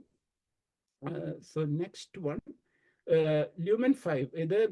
Thanks Sonia for mentioning Lumen 5. I was in the car with Raymond when you mentioned this thing. അപ്പോൾ ഇത് നിങ്ങൾക്ക് വേണ്ടി മാത്രം ഞാൻ എനിക്കിതിനെപ്പറ്റി ഒന്നും അറിഞ്ഞൂടെ, ഞാൻ ജസ്റ്റ് ഇന്നലെ ഇതിനെപ്പറ്റി ഒന്ന് പഠിച്ചു, ഒരു പേജ് ഇതിനെപ്പറ്റി ഞാൻ പല ഇതും നോക്കി ഉണ്ടാക്കിയതാണ്. അപ്പൊ Lumen 5 എന്ന് പറഞ്ഞാൽ it's a video creation platform. അപ്പം ഇത് especially teachers, right, in the medical field and all, you can actually use AI concepts combined with the NLP or the natural language processing we just learned few minutes ago to create engaging and efficient video creation content, right? Appa adinte aa video generation you can automate that process. Adana njan manasilakunne. Adil idokke use cheyyunnundu, natural language processing. Appo blog post article okke അത് analyse ചെയ്തിട്ട് you can create engaging video content. പിന്നെ നമ്മൾ മലയാളം പറയുന്ന speed അല്ല നമ്മൾ വേറൊരു language, Francho സ്പാനിഷോ സംസാരിക്കുമ്പോൾ use ചെയ്യുന്നത്. അപ്പം ടൈമിംഗ് കാലിബ്രേഷൻ എന്ന് പറഞ്ഞാൽ അതാണ്. എത്ര ആ ഓരോ നമ്മൾ സിലബിൾസും അതിൻ്റെ ഇടയിലൊക്കെ ആ ടൈമിംഗ് സ്പേസിങ് ഉണ്ടല്ലോ. നമ്മൾ ഇപ്പം ഞാൻ ഈ മലയാളം സംസാരിക്കുന്ന സ്പീഡിലല്ലായിരിക്കും ഞാൻ ഇംഗ്ലീഷ് സംസാരിക്കുന്നത്. I may be speaking and ഇംഗ്ലീഷിൽ തന്നെ പല വേരിയൻസും ഉണ്ട്. ബിഗ് പെൻഡമീറ്ററും മറ്റ് പല വേരിയൻസും ഉണ്ട്. അപ്പം ആ ടൈമിംഗ് കാലിബ്രേഷനും ഒക്കെ അത് ഡിറ്റക്ട് ചെയ്യും. പിന്നെ transfer learning, computer vision is an important concept. It's used in everything in the field of AI. ഞാൻ നേരത്തെ മെൻഷൻ ചെയ്തില്ലെങ്കിൽ MRI സ്കാൻസും ഒക്കെ they are using computer vision techniques. So computer vision is again like a complete area in itself, right? Like kore mathematics, Fourier transforms ഒക്കെ ഉണ്ട് behind the scenes. അതൊന്നും നമ്മൾ detail ആയിട്ട് അറിയേണ്ട ആവശ്യമില്ല, പക്ഷെ ബേസിക്സ് അറിഞ്ഞിരുന്നാൽ നല്ലതാണ്. എല്ലാം it is dependent on signal processing, whether it is voice, vision, anything, they are all translate signals. അപ്പോൾ again signals എങ്ങനെയാണ് നമ്മൾ പ്രോസസ്സ് ചെയ്യുന്നത് എന്നുള്ളത് to convert it into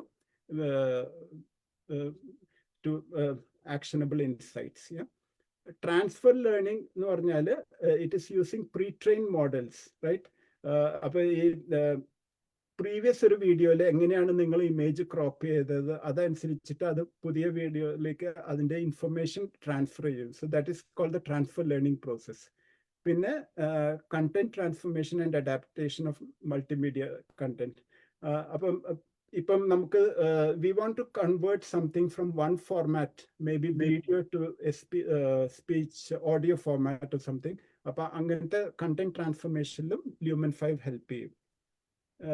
Next slide is ഇത് how to put it all together to create smart cities in healthcare. Ipo Bristol, they are trying to build a smart city, right? But I have kind of put a slide on smart cities just in the context of healthcare.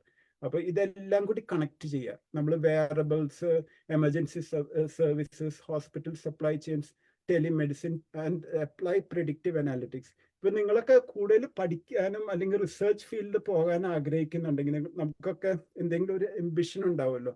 അപ്പൊ ഇതൊക്കെ വേണമെങ്കിൽ നിങ്ങൾക്ക് ഒരു project ആയിട്ട് തന്നെ എടുക്കാം. അപ്പൊ നിങ്ങൾക്ക് ഈ ഇൻഫാക്ട് ഓരോ പേജിലെ ഐറ്റംസും ഞാൻ ജസ്റ്റ് നിങ്ങൾക്ക് ചെറിയ ഡയറക്ഷൻ മാത്രമേ തരുന്നുള്ളൂ. You can do further research and get into each of these areas. So smart cities, connecting the wearables. Wearables come in the category of IoT devices. How they are continuously send information. IoT devices ne patti parayanengil everything is currently sending data. Even നമ്മുടെ car, it's sending data back, right? Every device is sending data back. How to collate all the information and generate actionable insights, right? So how you connect these devices together to build virtual cities which can be completely automated and managed for various use cases, right? Appo adu ee pandemic outbreak idokke predict cheyanayittu it is very helpful.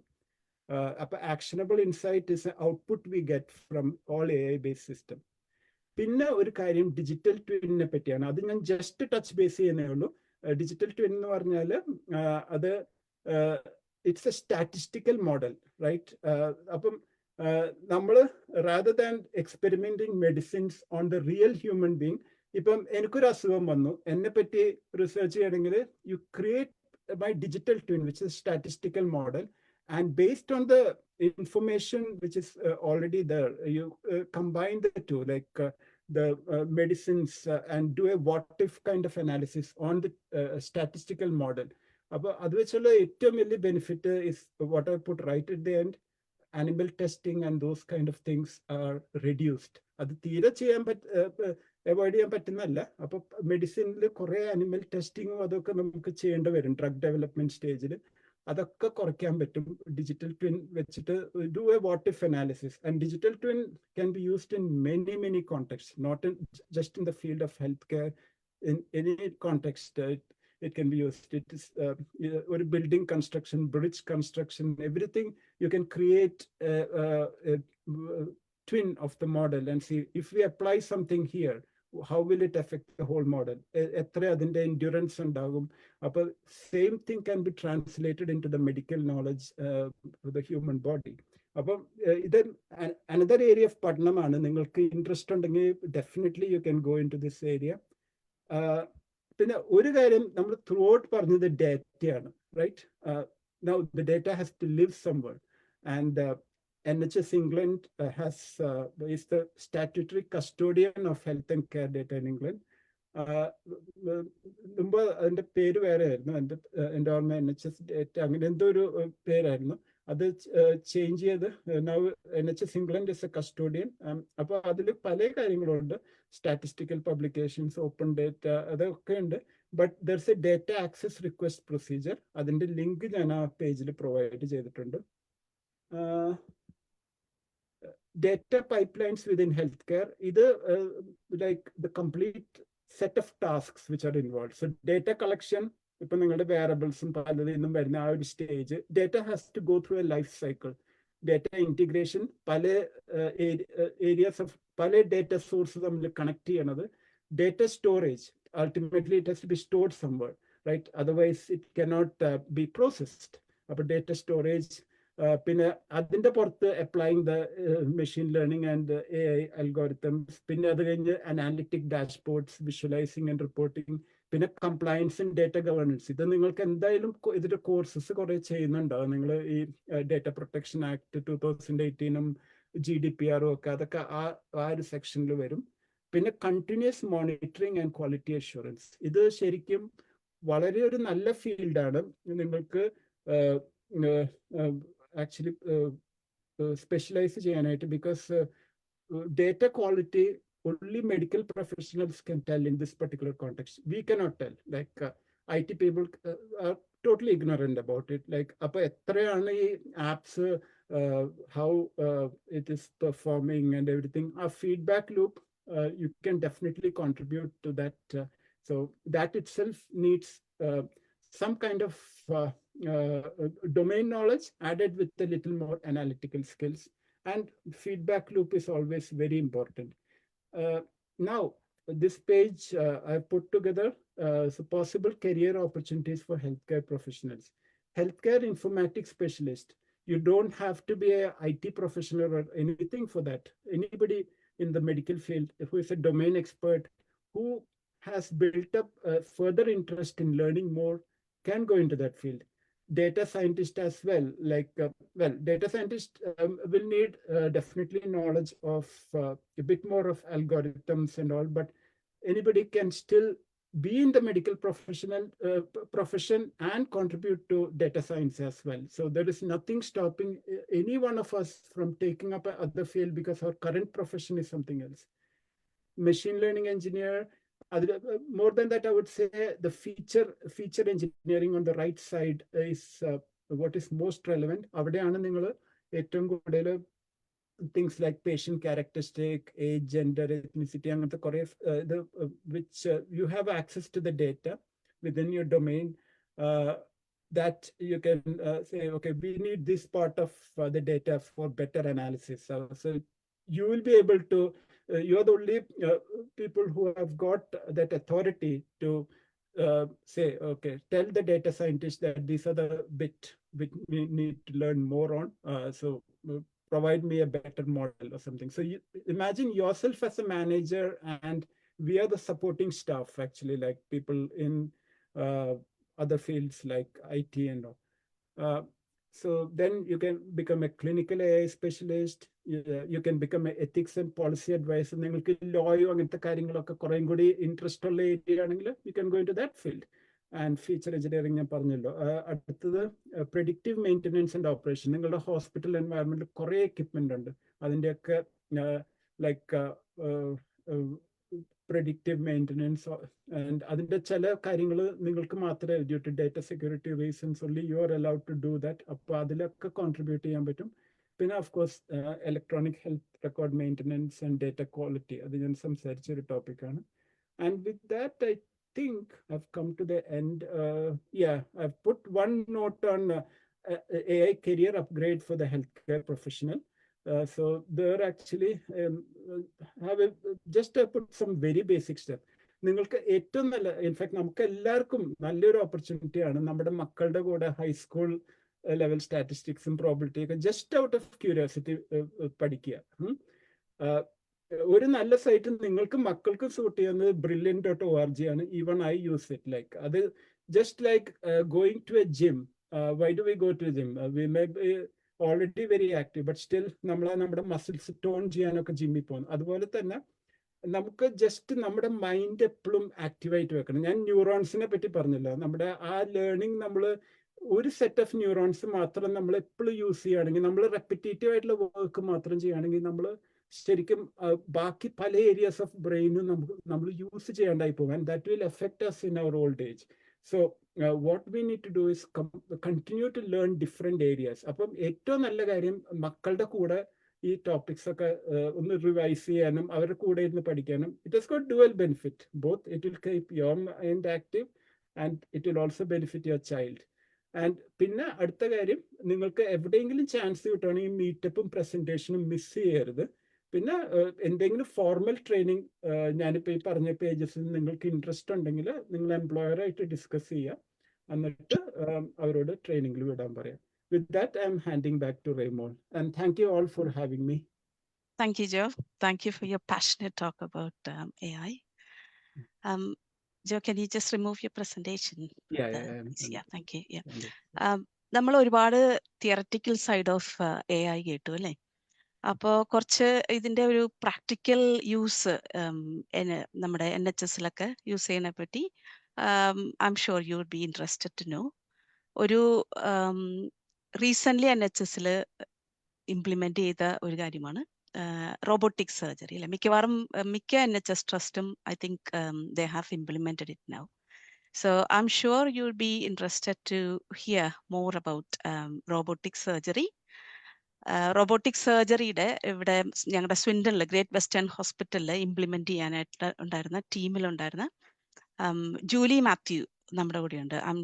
I'm sure Julie has loads to talk about robotic surgery. So can I please invite Julie to the platform? Do you think it's still showing the presentation? Okay, welcome Julie. Hello, thank you Raimol. എൻ്റെ പേര് Julie Mathew. ഞാൻ great western ഹോസ്പിറ്റലില് senior theatre practitioner and surgical first assistant ആയിട്ട് work ചെയ്യുന്നു. ഇവിടെ robotic surgery start ചെയ്തിട്ട് less than 1 year ആയിട്ടുള്ളൂ. We are also still learning process. Joe പറഞ്ഞ പോലെ ഇത് എത്രമാത്രം AI റിലേറ്റഡ് ആണ് എന്ന് പറയാൻ എനിക്കറിയില്ല. ഇതിന്റെ പ്രാക്ടിക്കൽ സൈഡ് മാത്രമേ എനിക്ക് അറിയത്തുള്ളൂ. ആക്ച്വലി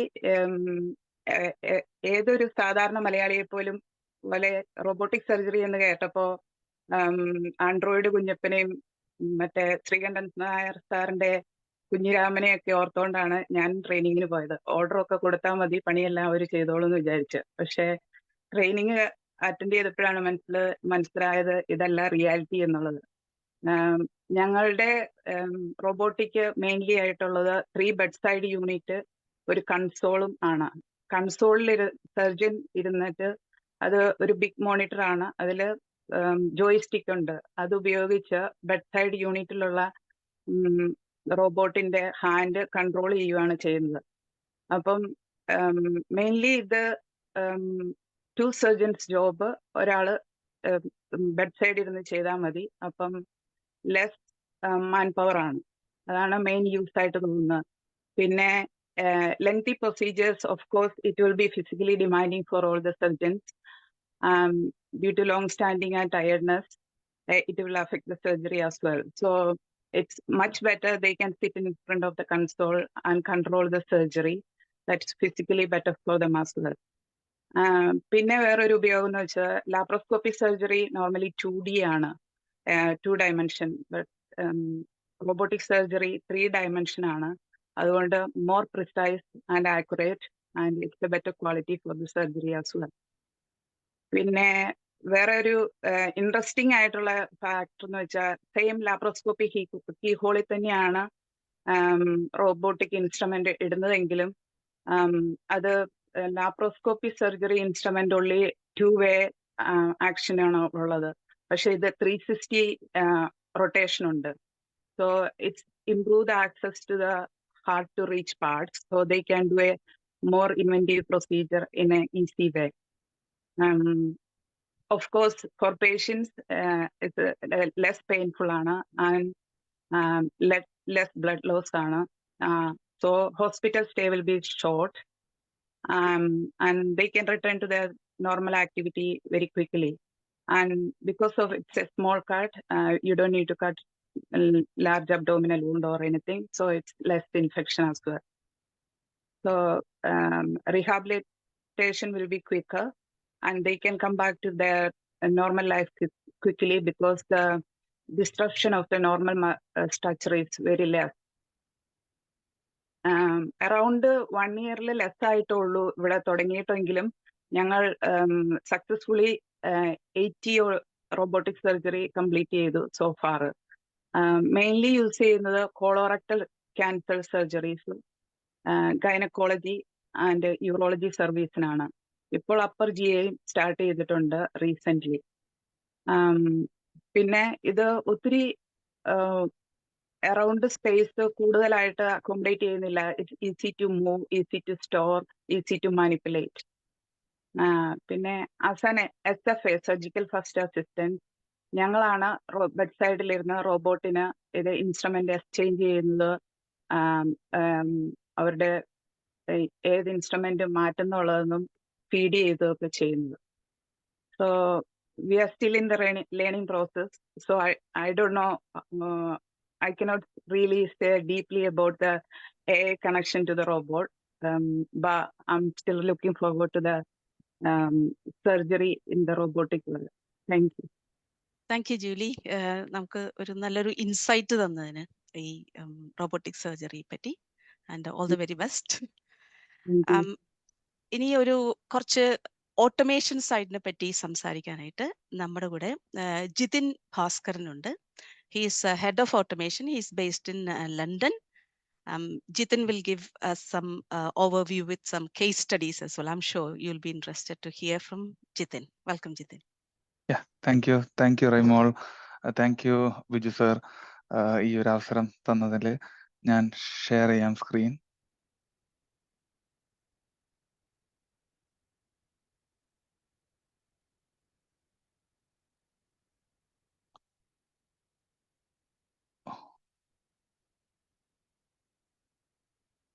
ഓക്കെ റീമോൾ ഷെയർ കാണുന്നില്ലേ സ്ക്രീൻ? Yes, കാണാം.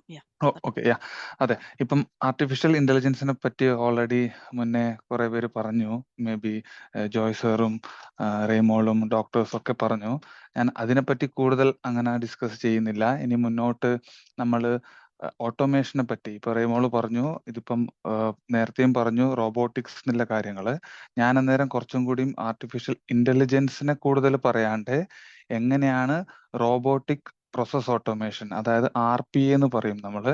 അതെന്താണെന്ന് വെച്ചാൽ ഏതാണ് ഒരു ഓൾറെഡി ഒരു AI കോൺസെപ്റ്റിൽ തന്നെയാണ്, അതിന്റെ ഒരു അംബ്രല തന്നെയാണ്. പക്ഷെ നമ്മൾ മാനുവലായി ചെയ്യുന്ന കുറെ കാര്യങ്ങൾ ഫിസിക്കൽ റോബോട്ട്സ് ഓൾറെഡി ഇപ്പം പറഞ്ഞു. മേ ബി നിങ്ങളും കണ്ടു കാണും. ഇപ്പം ആൻഡ്രോയിഡ് കുഞ്ഞപ്പൻ എന്നൊക്കെ പറഞ്ഞ പോലെ കുറെ അങ്ങനത്തെ റോബോട്ട്സ് ഉണ്ട് ഫിസിക്കലി. മേ ബി ഒരു കാറ് ബിൽഡ് ചെയ്യണമെങ്കിൽ പോലും നമ്മൾക്ക് ഇപ്പം റോബോട്ട്സ് ഉണ്ട്. നമുക്ക് അതിന്റെ ഡയമെൻഷൻസ് കൊടുത്താൽ മതി. ഓൾറെഡി കാറിന്റെ പെയിന്റ് അടിക്കാനും മേ ബി കാറിന്റെ ഡോറ് ഫിറ്റ് ചെയ്യാനൊക്കെ റോബോട്ട്സ് ഉണ്ട്. അത് വെച്ചാൽ ഒരു മെഷീൻ ലേണിംഗ് മോഡൽ അതിന് ട്രെയിൻ ചെയ്ത് കൊടുത്താൽ മതി. അതേപോലെ നമ്മൾക്കിപ്പം സോഫ്റ്റ്വെയർ ബോട്ട്സും ഉണ്ട്. നമ്മൾ ബോട്ട്സ് എന്ന് പറയും. അതെങ്ങനെയാ വെച്ചാല് മാനുവലി കുറെ അഡ്മിൻ ആയിട്ട് ചെയ്യുന്ന കാര്യങ്ങളുണ്ട്. അതിന് കുറെ ടൂളുകളും ഉണ്ട്. അഡ്മിൻ ആയിട്ട് ചെയ്യുന്ന കാര്യങ്ങൾ എന്ന് പറഞ്ഞാൽ ഫോർ എക്സാമ്പിൾ നമ്മളിപ്പം ഒരു പ്രോസസ്സ് പോലെ ചെയ്യുന്നത്, അതായത് ഒരു റിപ്പോർട്ട് ക്രിയേറ്റ് ചെയ്ത് കൊടുക്കണം. മേ ബി ഒരു നഴ്സിംഗ് അഡ്മിൻ മേ ബി ഡെയിലിയിലെ റിപ്പോർട്ട് അല്ലെങ്കിൽ മന്ത്ലിയിലെ റിപ്പോർട്ട് ഒരു മാനേജർക്ക് അയച്ചു കൊടുക്കണം എന്നുണ്ടെങ്കിൽ ഡെയിലി അവർ മാനുവലി ഒരേ കാര്യങ്ങൾ റെപ്പറ്റേറ്റീവായി ചെയ്തുകൊണ്ടിരിക്കുകയാണ്. അതുകൊണ്ട് അവർക്ക് കൂടുതൽ പ്രൊഡക്ടിവിറ്റി ഇല്ല. മേ ബി ഒരേ കാര്യം ചെയ്തുകൊണ്ടിരിക്കുന്നത് പ്രൊഡക്റ്റീവ് ഇല്ല. അങ്ങനത്തെ റൂൾ ബേസ്ഡ് ആയിട്ടില്ലേ, അല്ലെങ്കിൽ നമ്മൾക്ക് പെട്ടെന്നായിട്ട് അധികം ഹ്യൂമൻ ഇന്റലിജൻസ് വേണ്ടാത്ത, അതായത് ഒരു കാര്യം ചെയ്യാൻ പറഞ്ഞാൽ അതേപോലെ ചെയ്യുന്ന പോലത്തെ ടാസ്കുകൾ ഉണ്ടെങ്കിൽ നമുക്കത് RPA വെച്ച് ഓട്ടോമേറ്റ് ചെയ്യാം. അതൊരു സോഫ്റ്റ്വെയർ ആണ്. നമ്മളെ പോലത്തെ കുറച്ച് ഡെവലപ്പർ ആയിരിക്കും ബിൽഡ് ചെയ്യുക. പക്ഷെ റണ്ണ് ചെയ്ത് നിങ്ങളായിരിക്കും. മേ ബി ഒന്ന് റണ്ണ് ചെയ്ത് കഴിഞ്ഞാൽ നിങ്ങൾക്ക് ഒന്നും ചെയ്യണ്ട. എവിടെയൊക്കെ മേ ബി നിങ്ങൾക്ക് കുറെ സ്കാനിങ് റിപ്പോർട്ട് ഉണ്ട്. MRI സ്കാൻ റിപ്പോർട്ട് ആവാം, CT സ്കാൻ ഒക്കെ ആവാം. അതിൽ നിന്ന് റിപ്പോർട്ടിൽ നിന്നൊക്കെ ഡാറ്റകൾ എടുത്തിട്ട് നിങ്ങൾക്ക് ഒരു എക്സൽ റിപ്പോർട്ട് ക്രിയേറ്റ് ചെയ്ത് ഫൈനലി ഒരു പ്രസന്റേഷൻ പോലെ ആക്കിയിട്ട് മാനേജർക്ക് അയച്ചു കൊടുക്കണമെന്നുണ്ടെങ്കിൽ ഒരു സ്റ്റാഫ് ഇരുന്ന് മേ ബി നിങ്ങൾ അഡ്മിൻ സ്റ്റാഫ് ഇരുന്ന് 1 മണിക്കൂറോ 2 മണിക്കൂറോ ചെയ്യേണ്ടി വരും. അത് ഒരു 5 മിനിറ്റിന്റെ ഉള്ളിൽ നമ്മൾക്ക് ഇങ്ങനത്തെ ഓട്ടോമേഷൻ വെച്ചിട്ട് ചെയ്യാൻ പറ്റും. അതിന് പിറകെ കുറച്ച് ഡെവലപ്മെന്റ് ചെയ്യാനുണ്ട്. പക്ഷെ അതൊക്കെ ഡ്രാഗ് ആൻഡ് ഡ്രോപ്പ് പോലത്തതാണ്. അധികം കോഡ് എഴുതി ചെയ്യണ്ട ഇപ്പോഴത്തെ ടൂളുകൾ, AI ടൂളുകൾ ഉള്ളത് കൊണ്ട്. പക്ഷെ എന്താണെന്ന് വെച്ചാൽ ലൈഫ് കുറെ ഈസിയർ ആവും. ഒരാളെ ജോലി പോകുന്നില്ലതല്ല ഇവിടെ പറയുന്നത്. ശരിയാണ്, ഇത് നമ്മൾക്ക് കുറെ ബെനിഫിറ്റ്സ് ഉണ്ടാവും. പക്ഷെ ആ ജോലിയില്ല ആളെ വേറൊരു പ്രൊഡക്റ്റീവ് ആയിട്ടുള്ള കാര്യങ്ങൾ, അതായത് ഹ്യൂമൻ ഇന്റലിജൻസ് വെച്ച് ചെയ്യാൻ പറ്റിയ കാര്യങ്ങളിലേക്ക് മാറ്റാൻ പറ്റും. റേദർ ദാൻ ഇരുന്ന് ടൈപ്പ് ചെയ്യുന്നത്, അല്ലെങ്കിൽ ഒരേ ഡാറ്റകൾ എടുത്ത് എക്സലിൽ നിന്ന് എടുത്ത് മേ ബി അവരെ വെബ്സൈറ്റിലേക്ക് എഴുതുന്നത്. നിങ്ങൾ ചെയ്യുന്ന ഡെയിലി നഴ്സിംഗ് റിപ്പോർട്ട്സ് ചെയ്യുന്നില്ലേ, ക്രിയേറ്റ് ചെയ്യുന്നുണ്ടാവും. അതൊക്കെ നിങ്ങൾ പെന്ന് കൊണ്ടോ എവിടെയും എഴുതി വെച്ചതുണ്ടാവാം. പക്ഷെ ആ എഴുതി വെച്ച് കഴിഞ്ഞ് ഒരു ഫോട്ടോ എടുത്താൽ മതി. അത് നിങ്ങളെ റിപ്പോർട്ടായിട്ട് നിങ്ങളെ പറഞ്ഞ ഫോർമാറ്റിൽ എത്തിയിട്ട് അത് നിങ്ങൾക്ക് സെൻഡ് ചെയ്ത് കൊടുക്കാൻ പറ്റും. നിങ്ങൾ ഡെയിലി ഇരുന്ന് ടൈപ്പ് ചെയ്യേണ്ട ആവശ്യങ്ങളില്ല. അത് ഓൾറെഡി നമ്മളെ ഇപ്പൊ NHS ഓൾറെഡി ഇത് ഇംപ്ലിമെന്റഡ് ആണ്. ഞാനിപ്പോ ഒരു സ്ക്രീനിൽ കാണിക്കുന്നുണ്ട് കുറച്ച് കാര്യങ്ങളൊക്കെ. ഇതൊക്കെയാണ് ഒരു ഓട്ടോമേഷന്റെ യൂസ് കേസ് എന്ന് പറയുന്നത്. എന്താണെന്ന് വെച്ചാൽ ഇപ്പൊ ഇലക്ട്രോണിക് റെക്കോർഡ്സ് അല്ലെങ്കിൽ ഡാറ്റ ഷെയറിങ്. ഇത് ഈ പറഞ്ഞതൊക്കെ ഞാൻ ഇന്റർനെറ്റിൽ നിന്നൊക്കെ എടുത്തതാണ്. പക്ഷെ ഇത് അവിടെ ഓൾറെഡി നമ്മളെ പോലത്തെ engineers, RPA automation engineers work ചെയ്യുന്നുണ്ട് NHS-ൽ ഇങ്ങനത്തെ ചെയ്യാൻ വേണ്ടിയിട്ട്. ക്ലെയിം മാനേജ്മെന്റ്, പ്രോസസ്സിങ്, നിങ്ങളെ പേറോൾ പ്രോസസ്സിങ് വരെ, അതായത് നിങ്ങൾക്ക് മേ ബി പേറോള്, ഇത് ടൈം ഷീറ്റോ പേറോളോ ഇതൊക്കെ ഓട്ടോമേറ്റ് ചെയ്തിട്ടുണ്ട്. അത് കാണുന്നുണ്ടാവില്ല. മേ ബി ബാക്ക് എൻഡിൽ കുറെ ഇതേപോലത്തെ നമ്മളെ പോലത്തെ എഞ്ചിനീയേഴ്സോ ഡെവലപ്പേഴ്സോ ചെയ്തിട്ടുണ്ട്. പിന്നെ അപ്പോയിന്റ്മെന്റ് ഷെഡ്യൂളിംഗ് നേരത്തെ പറഞ്ഞു. ആ സ്കെഡ്യൂളിംഗ് ഒക്കെ ഇപ്പം ഓൾറെഡി ചെയ്തിട്ട് ഇത് പറഞ്ഞതുപോലെ ഒരു റിപ്പോർട്ട് വന്ന് കാണും. ആ report may be hand written ആവാം, അല്ലെങ്കിൽ ഒരു സ്കാൻ ചെയ്ത റിപ്പോർട്ട് ആവാം. നിങ്ങൾ നോക്കി ടൈപ്പ് ചെയ്യുന്നതിന് പകരം ഒരു OCR എന്ന് പറഞ്ഞ നമ്മളൊരു ടെക്നോളജി വെച്ചിട്ട് അതെടുത്തിട്ട് നേരെ സ്ട്രക്ചേർഡ് ആയിട്ടുള്ള സാധനങ്ങൾ അല്ലെങ്കിൽ എവിടെയാ സിസ്റ്റത്തിൽ വേണ്ട അവിടെ ഇട്ട് കൊടുക്കും. അങ്ങനെ ഇതിൽ ഞാൻ ഡീറ്റെയിൽ ആയി പറയുന്നില്ല. മേ ബി കുറെ കാര്യങ്ങളുണ്ട്. അതായത് പേഷ്യന്റ് അഡ്മിനിസ്ട്രേഷൻ ആവാം, അപ്പോയിന്റ്മെന്റ് സ്കെഡ്യൂളിംഗ്, റിപ്പോർട്ട് ജനറേഷൻ, കൂടുതൽ അതാണ് ചെയ്യുന്നത്. പിന്നെ ബാക്ക് എൻഡിൽ ഉണ്ടാവുന്ന നിങ്ങൾ നടക്കുന്ന HR-ൻ്റെതും, അതായത് നിങ്ങൾക്ക് എന്തെങ്കിലും ഒരു കംപ്ലൈന്റ് ഉണ്ട്, ലീവ് വേണം, മേ ബി ലീവ് പ്ലാൻ, അതിനൊക്കെ ഇപ്പോൾ ഓട്ടോമേറ്റഡ് ആയിട്ടുള്ള കാര്യങ്ങളുണ്ട്. എല്ലാ NHS-ലും വന്നുകൊണ്ടിരിക്കും may be down the line. അതാണ് ഈ ഓട്ടോമേഷന്റെ ഇങ്ങനത്തെ കുറെ കാര്യങ്ങളായിട്ടുള്ളത്. അത് കുറച്ചും കൂടി ഇപ്പോഴെന്നെയാണ് എന്താണ് ആർട്ടിഫിഷ്യൽ ഇന്റലിജൻസ് കൂടി വന്നതേ പിന്നെ കൂടുതൽ കാര്യങ്ങൾ അതിൽ ഫീഡ് ചെയ്യാൻ പറ്റും. റേദർ ദാൻ മാനുവൽ അല്ലാത്ത കാര്യങ്ങളും കുറച്ച് കാര്യങ്ങളും കൂടി ചെയ്യാൻ പറ്റും. ഓക്കെ, അതാണ് ഒരു ഓട്ടോമേഷന്റെ ഐഡിയ. ഓട്ടോമേഷന്റെ ഐഡിയ എന്ന് വെച്ചാൽ നിങ്ങൾ ഡേ ടു ഡേ ലൈഫിൽ അല്ലെങ്കിൽ നിങ്ങൾ NHS-ൽ ഓൾറെഡി ഓട്ടോമേഷൻ ഇല്ലതിനെ പറ്റി ഒരു ഐഡിയ തന്നതാണ്. പിന്നെ ഞാൻ അധികം വെച്ച് നീട്ടാതെ ജസ്റ്റ് ഒരു AI ടൂളുകൾ നിങ്ങൾക്ക് എന്താകാം പെട്ടെന്ന് നിങ്ങൾക്ക് യൂസ് ചെയ്യാൻ പറ്റുന്ന, അതിപ്പം നിങ്ങൾ ഏത് ഫീൽഡ് ആയിക്കോട്ടെ, may be doctors, nursing, health care, എന്തായാലും ഇങ്ങനത്തെ കുറച്ച് ടൂളുകൾ ഞാൻ ലിങ്ക് മേ ബി ഷെയർ പിന്നെ ചെയ്തു തരാം. ജസ്റ്റ് ഒരു ഡെമോ പോലെ ഒരു 2 മിനിറ്റ് കാണിക്കാം. അതെന്താണെന്ന് വെച്ചാൽ ഹൈ ലെവലിൽ വേണമെന്നുണ്ടെങ്കിൽ യെസ്, മൈക്രോസോഫ്റ്റിന്റെ ഇപ്പം പവർ പ്ലാറ്റ്ഫോം എന്നൊക്കെ പറഞ്ഞിട്ടുണ്ട്.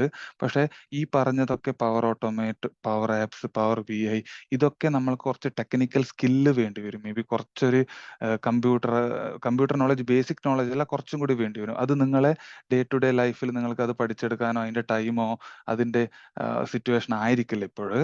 പക്ഷെ വളർന്നു വരുന്ന മേ ബി ചെറിയ കേറിയ ഫ്രഷേഴ്സ് പോലത്തെവർക്ക് പറ്റുമായിരിക്കും. ബട്ട് നിങ്ങൾക്കൊക്കെ യൂസ് ചെയ്യാൻ പറ്റുന്നത് ഓൾറെഡി സാറ് മുന്നേ പറഞ്ഞിട്ടുണ്ടായിരുന്നു, ജോയ് സാറ്, ChatGPT-നെ പറ്റിയിട്ട്. അതെല്ലാവർക്കും അറിയായിരിക്കും. ഞാൻ ജസ്റ്റ് ഒന്ന് കാണിച്ചു തരുന്നതാണ്. ഇങ്ങനത്തെ ഒരു ലിങ്ക് ഉണ്ട്. എല്ലാവർക്കും ജസ്റ്റ് ലോഗിൻ ചെയ്തിട്ട് കിട്ടും.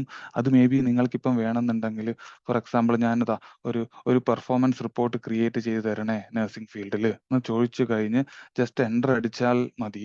അത് ഓൾറെഡി നമ്മൾക്ക് ആ ഒരു ടെംപ്ലേറ്റ് മുമ്പേ ആരെങ്കിലും ചെയ്ത് വെച്ചിട്ടുണ്ടായ ഒരു ടെംപ്ലേറ്റ് വെച്ചിട്ട് അത് AI തന്നെയാണ് ബാക്ക് എൻഡിൽ തന്നുകൊണ്ടിരിക്കുന്നത്. അതാ എല്ലാ ഡീറ്റെയിൽസും തരും. എല്ലാം നിങ്ങൾക്ക് എടുത്ത് ചെയ്യണമെന്നില്ല. മുന്നേ ബിജു സാറ് പറഞ്ഞിട്ടുണ്ടായിരുന്നു, പ്രത്യേകിച്ച് ഇവിടെ UK-ലൊക്കെ എന്ന് പറയുമ്പം ഇവിടുത്തെ ഇവിടുത്തെ അവർ നല്ല രീതിയിൽ മേ ബി ഇംഗ്ലീഷ് എഴുതിയത് പ്രസന്റ് ചെയ്യായിരിക്കും നല്ല രീതിയിൽ എന്നില്ലേ. അത് നമ്മളെപ്പോലത്തെവർക്കും പറ്റാം ഇനി. പക്ഷെ അതെന്താണ്, ഇത് വായിച്ച് നിങ്ങൾക്ക് പറ്റുന്നത് പോലെ നിങ്ങളെ എഡിറ്റ് ചെയ്തിട്ട് മാറ്റുകയും ചെയ്യാം. പിന്നെ വേറൊരു കാര്യമുണ്ട്. ഈ ChatGPT മേ ബി നിങ്ങൾ NHS-ന്റെ ലാപ്ടോപ്പിലോ അവിടെ ഇവിടെ ഒന്നും തുറക്കാൻ പറ്റില്ലായിരിക്കും. മേ ബി ഓരോ റെസ്ട്രിക്ഷൻ ഉണ്ടാവാൻ സാധ്യതയുണ്ട്.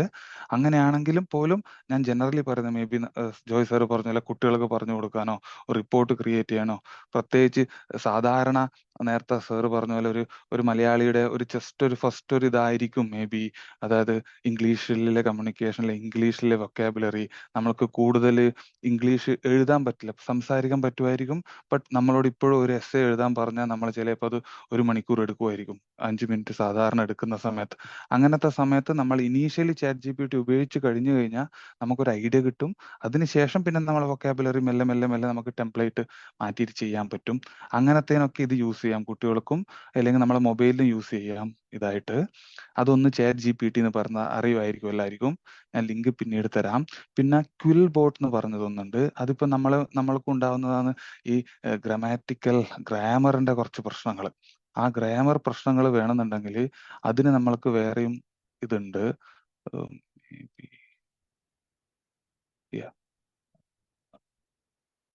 ഓക്കെ, സോറി ഇതാണ്.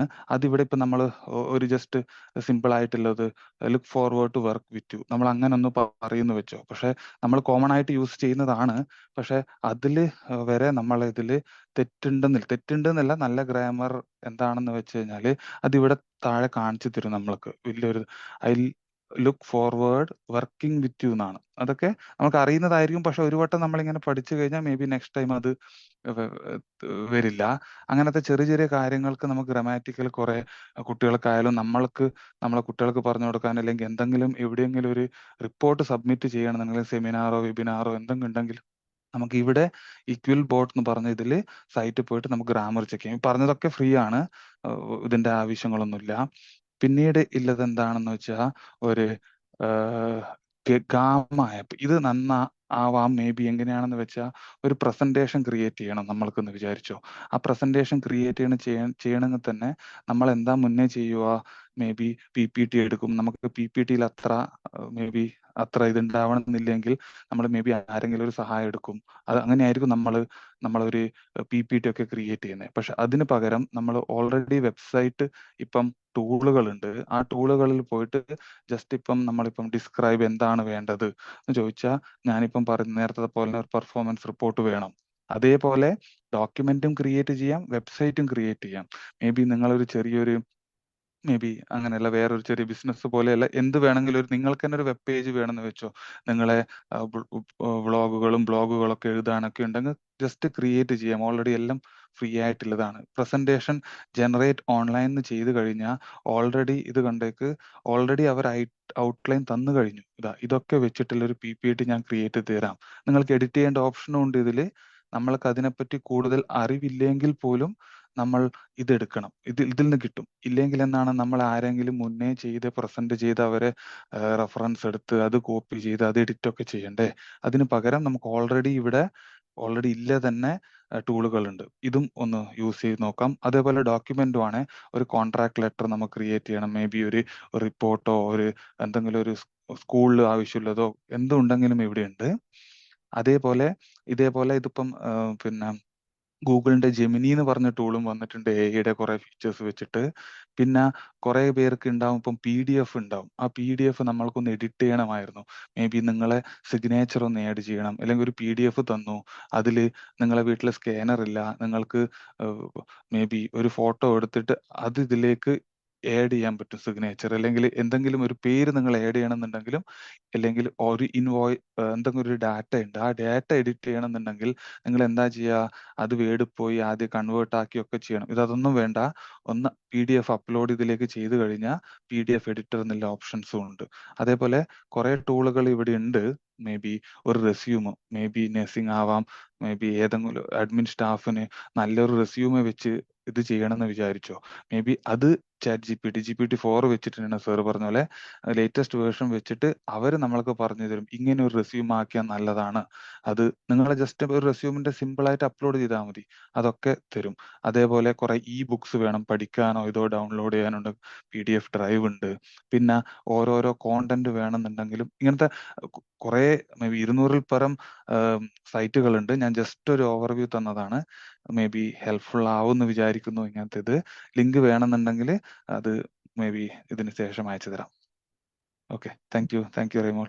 Okay, thanks lot Jitin. Thank you. Definitely എന്താ പറയുക, ChatGPT ഡെമോ ചെയ്തതും വേരിയസ് ടൂൾസ് ഷോ ചെയ്തതും it was really useful. Thank you so much Jithin.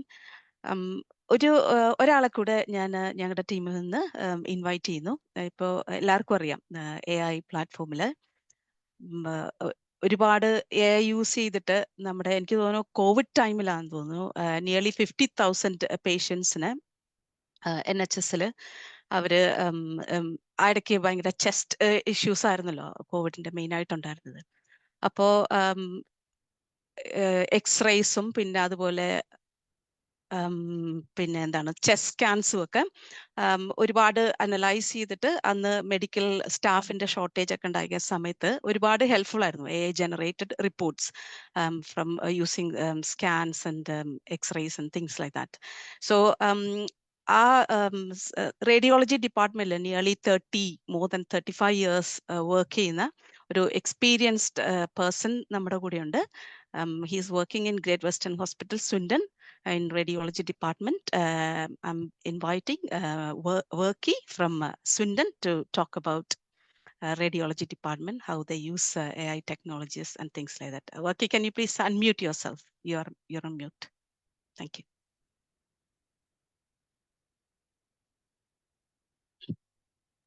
Yeah, you're okay now. Yeah, thank you. Thank you, Raymond. Thank you, Raymond, and all the others, who did excellent presentations, Dr. Febin, Joe, Julie, Jidin, and all. Thank you for the excellent presentation, and thank you for giving me an opportunity here. Okay. First of all, I'm not an AI expert. I'm only a radiographer who started my career training during the darkroom days. But over the years, last 35 years, I have seen the evolution of machines. During my college days, that is the 80s, I used to watch Star Wars movies in TV. But those scenes have become a reality now. Most of the machines are running around me now, like robotic vacuum cleaners. It's all around in your house. Driverless cars are already at the streets. So same like that, we use artificial intelligence in our radiology department. Okay, so it helps a lot in a radiographer. So I will explain how it is. Like Julie said, I'm not an AI expert, so let me come to the practical point.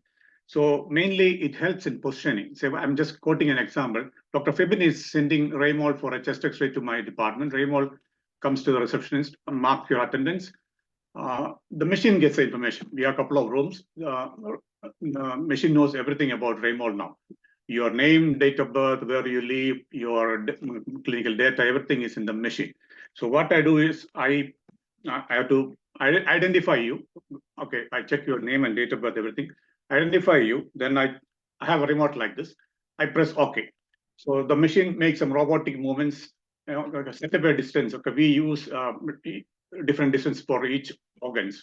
So Raymond came for a chest X-ray. So machine stands at a 6 feet distance. Set the technique, everything. I don't have to do anything. All I have to do is press this. So it's ready. I have to make Raymond stand there and I expose. Within seconds, the image comes in front of me, the very good image. Olden days, we used to go to the dark room, process, hang it on the lines, and we get it dried up, everything.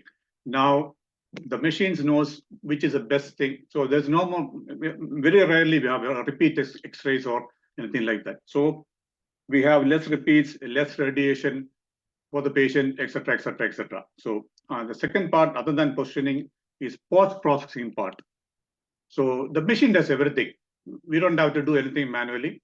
Only thing you have to tell, okay, so-and-so is come for a chest X-ray. So machine knows what is the best factors to choose for exposure. It measures your thickness. We have automatic exposure chambers. So it measures your thickness. Each person is different. So it gives the best factors for a best image. So the moment I expose the best image is in front of my screen, it is accepted, approved, and sent to the concerned doctor in ED or urgent care or whatever. So, and also like one of you said before, we get alerts. So I work in CT also. So we use pressure injectors. So if the contrast dye or saline volume is going less, it gives you warning. It sends you alerts. So we know about it. So also, if a pediatric patient is coming for a chest X-ray, and so we had to make some modification in the machine, we had to remove some grids, etc. So if we don't do that, machine sends alerts. It's a warning. So pediatric factors are different, adult factors are different. So machine tell us what to do. So these smart machines knows everything. So it helps us a lot, time saving. What we can do more volumes. Nowadays in a 12-hour shift, I do 50, 60 CT scans, which was not possible olden days. Then, like some of you mentioned about the reporting part, lots of research is going on in the reporting thing. Even though the radiologist is the final authority to approve it, we get some places they are using these provisional reports from the machine-made provisional reports, especially for mass volume like TVs, like in Dubai we do visa medical checkups. They do use this for, so machine can tell you, give you a provisional report. Only those who need second opinion goes to the radiologist. So that's it. And what else? I have to add anything? Okay, let me wind up with a small note I received today in my WhatsApp group. Okay, this is the latest MRI scanner. Okay, hyperfine soup low field portable MRI scanner procured recently, making CMC Vellore first hospital in the country to have the state-of-the-art AI powered scanner, magnetic field of only 0.064 Tesla, making it safer and more energy efficient than traditional scanners. So we use something like huge magnets and machines in Swindon, like 3 Tesla machines. So they have brought small machines, like with the help of artificial intelligence, they brought small MRI machines. This will be the future. Okay, so like Fabian said, this is not going to replace humans. This is going to help us. This is going to help our life more, easy or comfortable. Maybe in future, I think I can sit at home and do my work. So lots of changes. I can't predict what's the future for us. Once again, thank you for giving me an opportunity. I think I touched the major things: questioning part, post-processing, and reporting. These are major things help us. Thank you all. Thanks a lot, Worky. Yeah. That's quite useful. Our scenario was really useful, and especially showing that small device at the end. So hopefully that's the future for NHS as well. നമ്മുടെ India എപ്പോഴും മുൻപന്തിയിൽ തന്നെയാണ് അല്ലേ, ഓരോ പുതിയ technology വരുമ്പോഴും അത് implement ചെയ്യേണ്ട കാര്യത്തിലെല്ലാം. So now by this we have finished our presentation. Now it's open for you to ask us questions. Zoomയിലുള്ളവരും എനിക്ക് തോന്നുന്നു ഫേസ്ബുക്കിൽ കുറച്ച് ക്വസ്റ്റ്യൻസ് വന്നിട്ടുണ്ട്. We can answer. I can see Joe has already replied to a few questions. ഇനി അതിൽ answer ചെയ്യാത്ത ഏതെങ്കിലും questions ഉണ്ടോ സോണിയ ആൻസർ ചെയ്യാനായിട്ട്? അതുപോലെ സൂം പ്ലാറ്റ്ഫോമിൽ ജോയിൻ ചെയ്തിട്ട് ആർക്കെങ്കിലും എന്തെങ്കിലും ക്വസ്റ്റ്യൻസ് ഉണ്ടെങ്കിൽ you are free to ask questions. I think Raymond ഫേസ്ബുക്കിലുള്ളവർക്ക് മെജോറിറ്റി ജോ ആൻസർ ചെയ്തിട്ടുണ്ട്. Okay. Privacy, there's one was related, how can we deal with privacy concerns, so which he has already answered. And then pros and cons of virtual training, of course, is already said. And I didn't get to go back to the question that it's from me. How do you ask specific questions on ChatGPT? I don't know if that's been already answered. So I think, yeah, Jitin has already shown that ഒരു demo കാണിച്ചിരുന്നു Jitin. Chat GPT-യിൽ എങ്ങനെയാണ് use ചെയ്യുന്നതെന്നുള്ളതിന്റെ demo കാണിച്ചിരുന്നു. So you just type it whatever you can, then it will just come up automatically. And he showed some other tools as well, so which was quite useful, yeah. I think we have covered most of the questions. ഈ Zoom പ്ലാറ്റ്ഫോമിൽ ആർക്കെങ്കിലും എന്തെങ്കിലും questions ഉണ്ടോ ചോദിക്കാനായിട്ട്? ഞാൻ question ആയിട്ടല്ല, ആദ്യം തന്നെ നിങ്ങളെല്ലാവരും പ്രത്യേകിച്ച് റെയ്മോള്, അതുപോലെ ജോ, ജിതിൻ, മിസ്റ്റർ വർക്കി, അതുപോലെ ജൂലി, എല്ലാ ആളുകളോടും പ്രത്യേകം യുക്മയുടെ പേരിലും UNF-ന് വേണ്ടിയും പ്രത്യേകം നന്ദി പറയാണ്. ഒരു ക്വസ്റ്റ്യൻ എനിക്ക് ഉള്ളത്, Jithin most of the things എൻ്റെ മനസ്സിലുള്ളത് കാര്യങ്ങളെല്ലാം പറഞ്ഞിട്ടുണ്ടായിരുന്നു. പിന്നെ എനിക്ക് അറിയാനുള്ളത്, ഇപ്പോൾ നമ്മളിപ്പോൾ റിപ്പോർട്ടിങ്ങിനെ പറ്റി പറഞ്ഞിരുന്നു, അതുപോലെ തന്നെ നമ്മളിപ്പോൾ ഒരു പേപ്പർ എഴുതുന്നു അല്ലെങ്കിൽ അങ്ങനത്തെ കാര്യങ്ങൾ ചെയ്യുമ്പോൾ അത് പ്ലയഗറിസമായിട്ട് കണക്കാക്കുമോ, അതോ ഇതുപോലെ നമുക്ക് ഇങ്ങനത്തെ ടൂൾസ് യൂസ് ചെയ്തുകൊണ്ട് നമുക്ക് നമ്മുടെ ലാംഗ്വേജ്, അതുപോലെ ഗ്രാമേഴ്സ്, അങ്ങനത്തെ കാര്യങ്ങൾ നമുക്ക് ചെയ്യാൻ പറ്റുമോ എന്നുള്ളത് ഒരു ക്വസ്റ്റ്യൻ. പിന്നെ ഈ ഒരു കാര്യം ഒന്ന് ഷെയർ ചെയ്യുകയാണെന്നുണ്ടെങ്കിൽ നമുക്കിതിനെ പറ്റി എന്തെങ്കിലും കോഴ്സ്, ഇപ്പോൾ നിങ്ങൾ കാണിച്ചു, ഇതിപ്പോൾ ഓൺലൈനിൽ ഇപ്പോൾ നമ്മൾ മൊബൈലൊക്കെ പഠിക്കുന്ന പോലെ തന്നെ വന്ന കാലത്ത് നമുക്കെല്ലാതും പുതിയതായിരുന്നു. അതിനാരും കോഴ്സിന് പോയി പഠിച്ചിട്ടല്ല, പക്ഷേ എങ്കിലും അതൊരു പ്രൊഫഷണലായിട്ട് നമുക്ക് അതുപോലത്തുള്ള ഒരു കോഴ്സുകൾ, ഒരു ഷോർട്ട് കോഴ്സോ ഡേ കോഴ്സോ അല്ലെങ്കിൽ അങ്ങനത്തെ എന്തെങ്കിലും ഉണ്ടോ? അത് ആരെങ്കിലും പറഞ്ഞാലും മതി. ഇതാണ് നമുക്ക് കൂടുതൽ ആവശ്യം NHS-ൽ. കാരണം നമുക്ക് പറഞ്ഞല്ലോ, ഒരുപാട് സമയം നമ്മളുടെ റിപ്പോർട്ടിങ്ങിന് വേണ്ടിയിട്ട് നമ്മൾ പോകുന്നുണ്ട്. മിക്കവാറും ജിതിൻ പറഞ്ഞ പോലെ റിപ്പീറ്റേഷൻ ഓഫ് റിപ്പോർട്ട്സ് ആണ് കൂടുതലും. അപ്പോൾ അത് നമ്മളെ ഹെൽപ്പ് ചെയ്യുന്നുണ്ടെന്നുണ്ടെങ്കിൽ നമുക്കുള്ളൊരു ബുദ്ധിമുട്ട്, നമുക്കുള്ളൊരു ഡിസഡ്വാൻറ്റേജ് എന്താണെന്ന് വെച്ചാൽ നമ്മൾ ഒരുപാട് വർക്ക് ചെയ്യും, പക്ഷേ അത് മുഴുവൻ ഷോക്കേസ് ചെയ്യാനോ മുഴുവൻ റെക്കോർഡിക്കലാക്കാനോ ഡോക്യുമെൻ്റ് ചെയ്യാനോ ഉള്ളൊരു സ്കില്ല് ഇത്തിരി കുറവ് പോലെയാണ് നമുക്ക് എല്ലാവർക്കും കണ്ടിട്ടുള്ളത്. അപ്പോൾ അതും കൂടി നമ്മൾ ചെയ്യുകയാണെന്നുണ്ടെങ്കിൽ നമുക്ക് കൂടുതൽ റെക്കഗ്നേഷൻ കിട്ടും എന്നാണ് എനിക്ക് തോന്നിയിട്ടുള്ളത്. അപ്പോൾ അതൊന്ന് പറയുകയാണെങ്കിൽ, ഈ 2 ക്വസ്റ്റ്യൻ ഒന്ന് പറയുകയാണെങ്കിൽ നന്നായിരുന്നു. Thank you. Jitin, do you want to answer that one? Sir. അതിപ്പം ഈ ChatGPT പോലത്തെ ഇത് നേരത്തെ പറഞ്ഞതുപോലെ നമ്മൾക്ക് യൂസ് ചെയ്യാം. പക്ഷെ ഓരോരോ ഓർഗനൈസേഷനിൽ അല്ലെങ്കിൽ ഓരോരോ ഇൻഷുറൻസ് അല്ലെങ്കിൽ നമ്മളെ ബാങ്കിങ് ക്ലയന്റിലൊക്കെ, എനിക്ക് മെഡിക്കൽ ഫീൽഡിൽ അറിയില്ല, ഒക്കെ അത് യൂസ് ചെയ്തുകൂടാന്ന് പറയും. എന്തുകൊണ്ട്? ഇപ്പൊ സാറ് പറഞ്ഞ പോലെ തന്നെ അത് നമ്മളതായിട്ടുള്ള ഇൻപുട്ട് വരാത്തത് കൊണ്ട്. അതാണ് ഞാൻ പറഞ്ഞത്. പക്ഷെ നമ്മൾ യൂസ് ചെയ്യാം, നമുക്ക് കുറെ വൊക്കാബുലറി കൂടും, വേർഡുകൾ കൂടും നമ്മളെ സെന്റൻസ് കൊണ്ട്. പിന്നെ ഞാനിപ്പോ നേരിട്ടൊരു ചോദ്യമല്ല ചോദിച്ചേ, അതിന് പകരം നമ്മൾക്ക് ഒരു സാറിന്റെ കയ്യിൽ സാറ് എഴുതിയ കുറച്ചൊരു കോണ്ടന്റ് ഉണ്ടാവും. മേ ബി അത് ഞാൻ പറയുന്നില്ല, മേ ബി അത് നല്ലതാവോ മോശമാവോ എന്ന്. പക്ഷെ മേ ബി കുറച്ചും കൂടിയും നല്ലൊരു ഇത് പ്രസന്റ് ചെയ്യേണ്ട മോഡലിൽ വേണമെന്നുണ്ടെങ്കിൽ സാർ ആ കോണ്ടന്റ് ഇടാം. അന്നേരം അത് വെച്ചിട്ട് അവരത് കറക്റ്റ് ചെയ്ത് തരും. അന്നേരം അതെന്താണ്? അത് ആർട്ടിഫിഷ്യൽ ഇന്റലിജൻസിന്റെ സാധനമല്ല, സാറ് കൊടുത്തതിന്റെ അതൊന്ന് ജസ്റ്റ് മോഡിഫൈ ചെയ്ത് അവർ തരും. അതാവുമ്പോ എന്ന് വെച്ചാൽ ആ ഒരു റെപ്പറ്റേറ്റീവ്. എക്സാമ്പിൾ ഞാൻ പറയാം. ആ സോറി, ആ പറഞ്ഞോളൂ. പറഞ്ഞോ സാർ. തന്നെ പറഞ്ഞോളൂ. അല്ല, എനിക്കൊരു ക്വസ്റ്റ്യൻ ഉണ്ട്. ഇപ്പൊ നമ്മളൊരു CV പറഞ്ഞല്ലോ, CV. അപ്പൊ നമ്മളുടെ ഒരു CV നമ്മൾ എഴുതി തയ്യാറാക്കുന്നത് നമ്മുടെ മാത്രമാണ് ആ CV. കാരണം നമ്മുടെ എക്സ്പീരിയൻസ് അല്ല വേറൊരാൾക്കുള്ളത്. പക്ഷെ അത് ഒരു നല്ലൊരു പ്രസന്റബിൾ CV ആയിട്ട് പ്രൊഡ്യൂസ് ചെയ്യും എന്നാണ് അല്ലേ ജിതിൻ പറയുന്നത്? അതെ അങ്ങനെയാണോ? അത് ഞാനൊരു എക്സാമ്പിൾ ആയിട്ട് പറഞ്ഞതാണ്, അതാണോ പറയുന്നത്? അതെ അതന്നെ സാർ. അതെന്ന് വെച്ചാല് അതേപോലെ അന്നേരം അതൊരു റെപ്പറ്റേറ്റഡ് ആവില്ല. സാറിന്റെ കയ്യിൽ ഓൾറെഡി കോണ്ടന്റ് ഉണ്ട്. ആ കോണ്ടന്റിനെ നമ്മൾ കുറച്ചൊരു മോഡിഫൈ ചെയ്ത് മേ ബി മുന്നിലും പിന്നിലും അവരൊരു വേർഡ് എക്സ്ട്രാ ആഡ് ചെയ്യുമായിരിക്കും.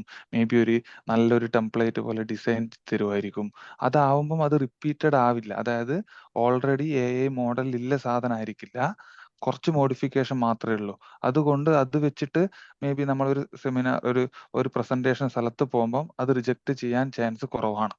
എന്തുകൊണ്ട് വെച്ചാൽ നമ്മൾ തന്നെയാണ്, ബട്ട് നമ്മളൊരു ചെറിയൊരു മേ ബി പണ്ടൊക്കെ ഞാൻ കേട്ടിട്ടുണ്ട്, അതായത് റൈറ്റർ പോലത്തെവർക്ക് എഴുതാൻ കൊടുക്കുന്നു, കോണ്ടന്റ് ആക്കിയിട്ട് മേ ബി ഈ മീഡിയക്കാർക്കൊക്കെ കൊടുക്കുന്ന അവര് നല്ലൊരു വേർഡ്സ് ഫ്രേസസ് മാറ്റില്ലേ, അത് സ്ക്രിപ്റ്റ് റൈറ്റിംഗ് ചെയ്യുന്ന പോലെ. നമ്മൾ ജസ്റ്റ് ത്രെഡ് ഉണ്ടെങ്കിൽ അവരത് ചെയ്യുന്ന പോലെ അതിനെ പോലെ കരുതിയാൽ മതി ChatGPT-നെ.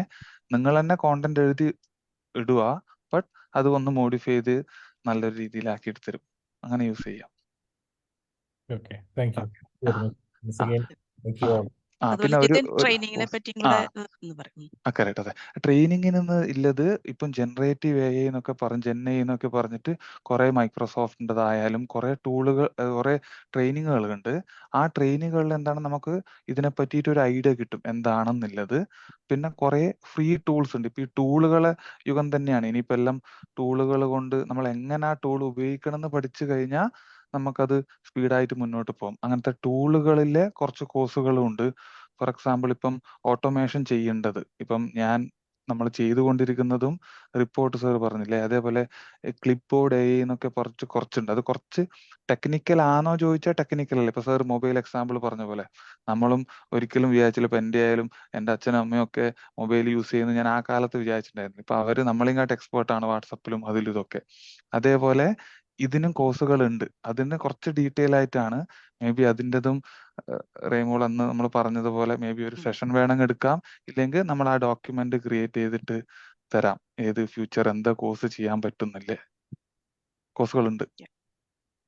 ഓക്കെ, മേ ബി അതിന്റെ ലിങ്ക് ഈ ഫേസ്ബുക്ക് ലൈവിന്റെ ഇതിൽ ആഡ് ചെയ്യാം Jithin, so people can watch. ഇത് റെക്കോർഡഡ് സെഷൻ ആയിട്ട് പിന്നെയും ആൾക്കാർ കാണുമല്ലോ. അപ്പൊ so that it will be useful for every one. പിന്നെ നമുക്ക് ഈവൻ നമ്മുടെ പ്രസന്റേഷന്റെ കോപ്പീസും ആർക്കെങ്കിലും വേണമെങ്കിലും we can share it through UUKMA and Sonia UNF എല്ലാം വഴിയായിട്ട്. So I think it's 4:34 now. So നമ്മൾ വിചാരിച്ചാലും കുറച്ചും കൂടെ നീണ്ടുപോയി സെഷൻ. എനിക്ക് തോന്നുന്നു ഇൻട്രസ്റ്റിംഗ് ഒരു ടോപ്പിക് ആയതുകൊണ്ട് it just went on. So let me thank you all, especially doctor Biju, Sonia, Biju, Michael, എല്ലാവരും ഞങ്ങളെ പിന്നെയും ഇൻവൈറ്റ് ചെയ്തതിന് ഇങ്ങനെ ഒരു സെഷൻ അവതരിപ്പിക്കാൻ.